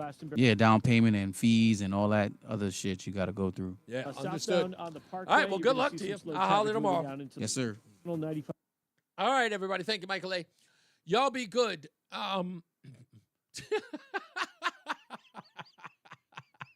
Jackie Robinson created Live Baseball. 100% true. That's what he did. And let me tell you what was so crazy about that was and insane. So this guy who was he was in the traveling, he was sort of like the proprietor of the Negro League history tour bus. And because it didn't have a museum, all of it was on this big, giant charter bus. And he would go in and around the league. But what was crazy about this story was he talked about Jackie Robinson on the air. And the way he talked about Jackie Robinson is the way that anybody in the media would. They just said, Jackie Robinson was great. Look what he did for baseball. Fantastic. No, all of the usual stuff that's said about Jackie Robinson. And we had gotten off the air and he was about to pack up. And it was very much like this at the top of the hour where we had a longer break. And he was packing his stuff up and he was about to leave. And I remember looking at him and Starr said, did the Negro League really like what Jackie Robinson had done by joining Major League Baseball? And he looked at us and he says, you know, I can never say this on the air. And he said, we hated him for what he did.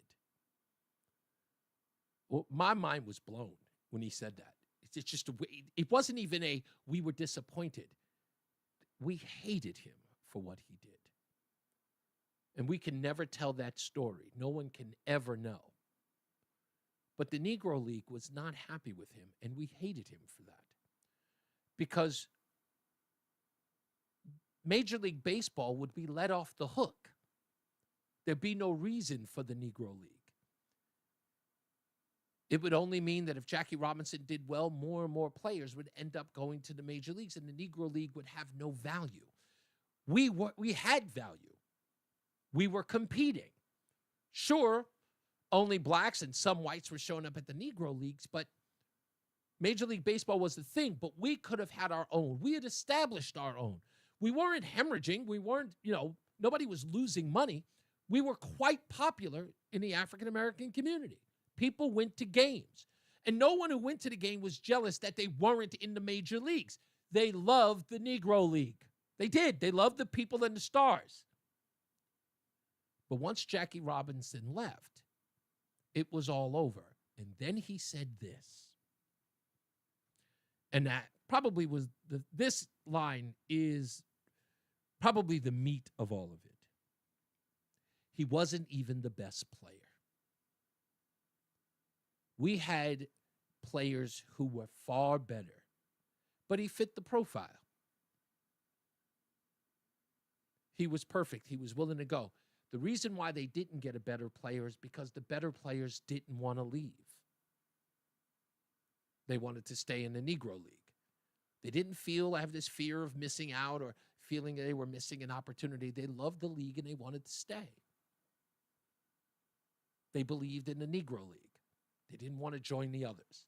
Not out of racism, not out of bigotry. They believed in their league. It meant something to them. Jackie didn't feel that way. That affected people. I always felt like somebody should tell that story, but I understand, when the myth is better than the truth, stick with the myth. Nothing against Jackie Robinson.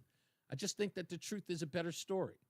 It really, because I think for young African Americans, that story tells a bigger picture. For young black men in particular, it says something bigger. Because now we live in a society today that, without admitting it, wants white acceptance. Think about that. They want white acceptance. They're always talking about LeBron can bring his son into the Lakers. If it was a white man, he'd do it. That's always the standard bearer. The Negro League saw it different. They didn't want to be a standard bearer. They didn't want to be accepted in those crowds. They didn't believe that the white person or the white person's league was superior. They didn't think the white man's ice was colder. They believed what they had value on its own. Everyone else keeps looking as I talk about this with the Black Lives Matter movement. Who did they want more than anyone to say that Black Lives Matter? They wanted white folks to say it. Why? Because then it gave black folks legitimacy. White acceptance. It's as simple as that. It's the extreme of white supremacy, needing white people to acknowledge your existence in order to be legitimate. That's why I say that story is so important. It's always affected me when I heard it. My mind was blown in 2005 to hear that story, and it completely changed my worldview as a black man, or as a man in general. I determine my value. And that's why I say that story should be told, but no one ever tells it. No one ever tells it. Because Jackie Robinson's story gets to be the color barrier was broken. He was accepted by whites.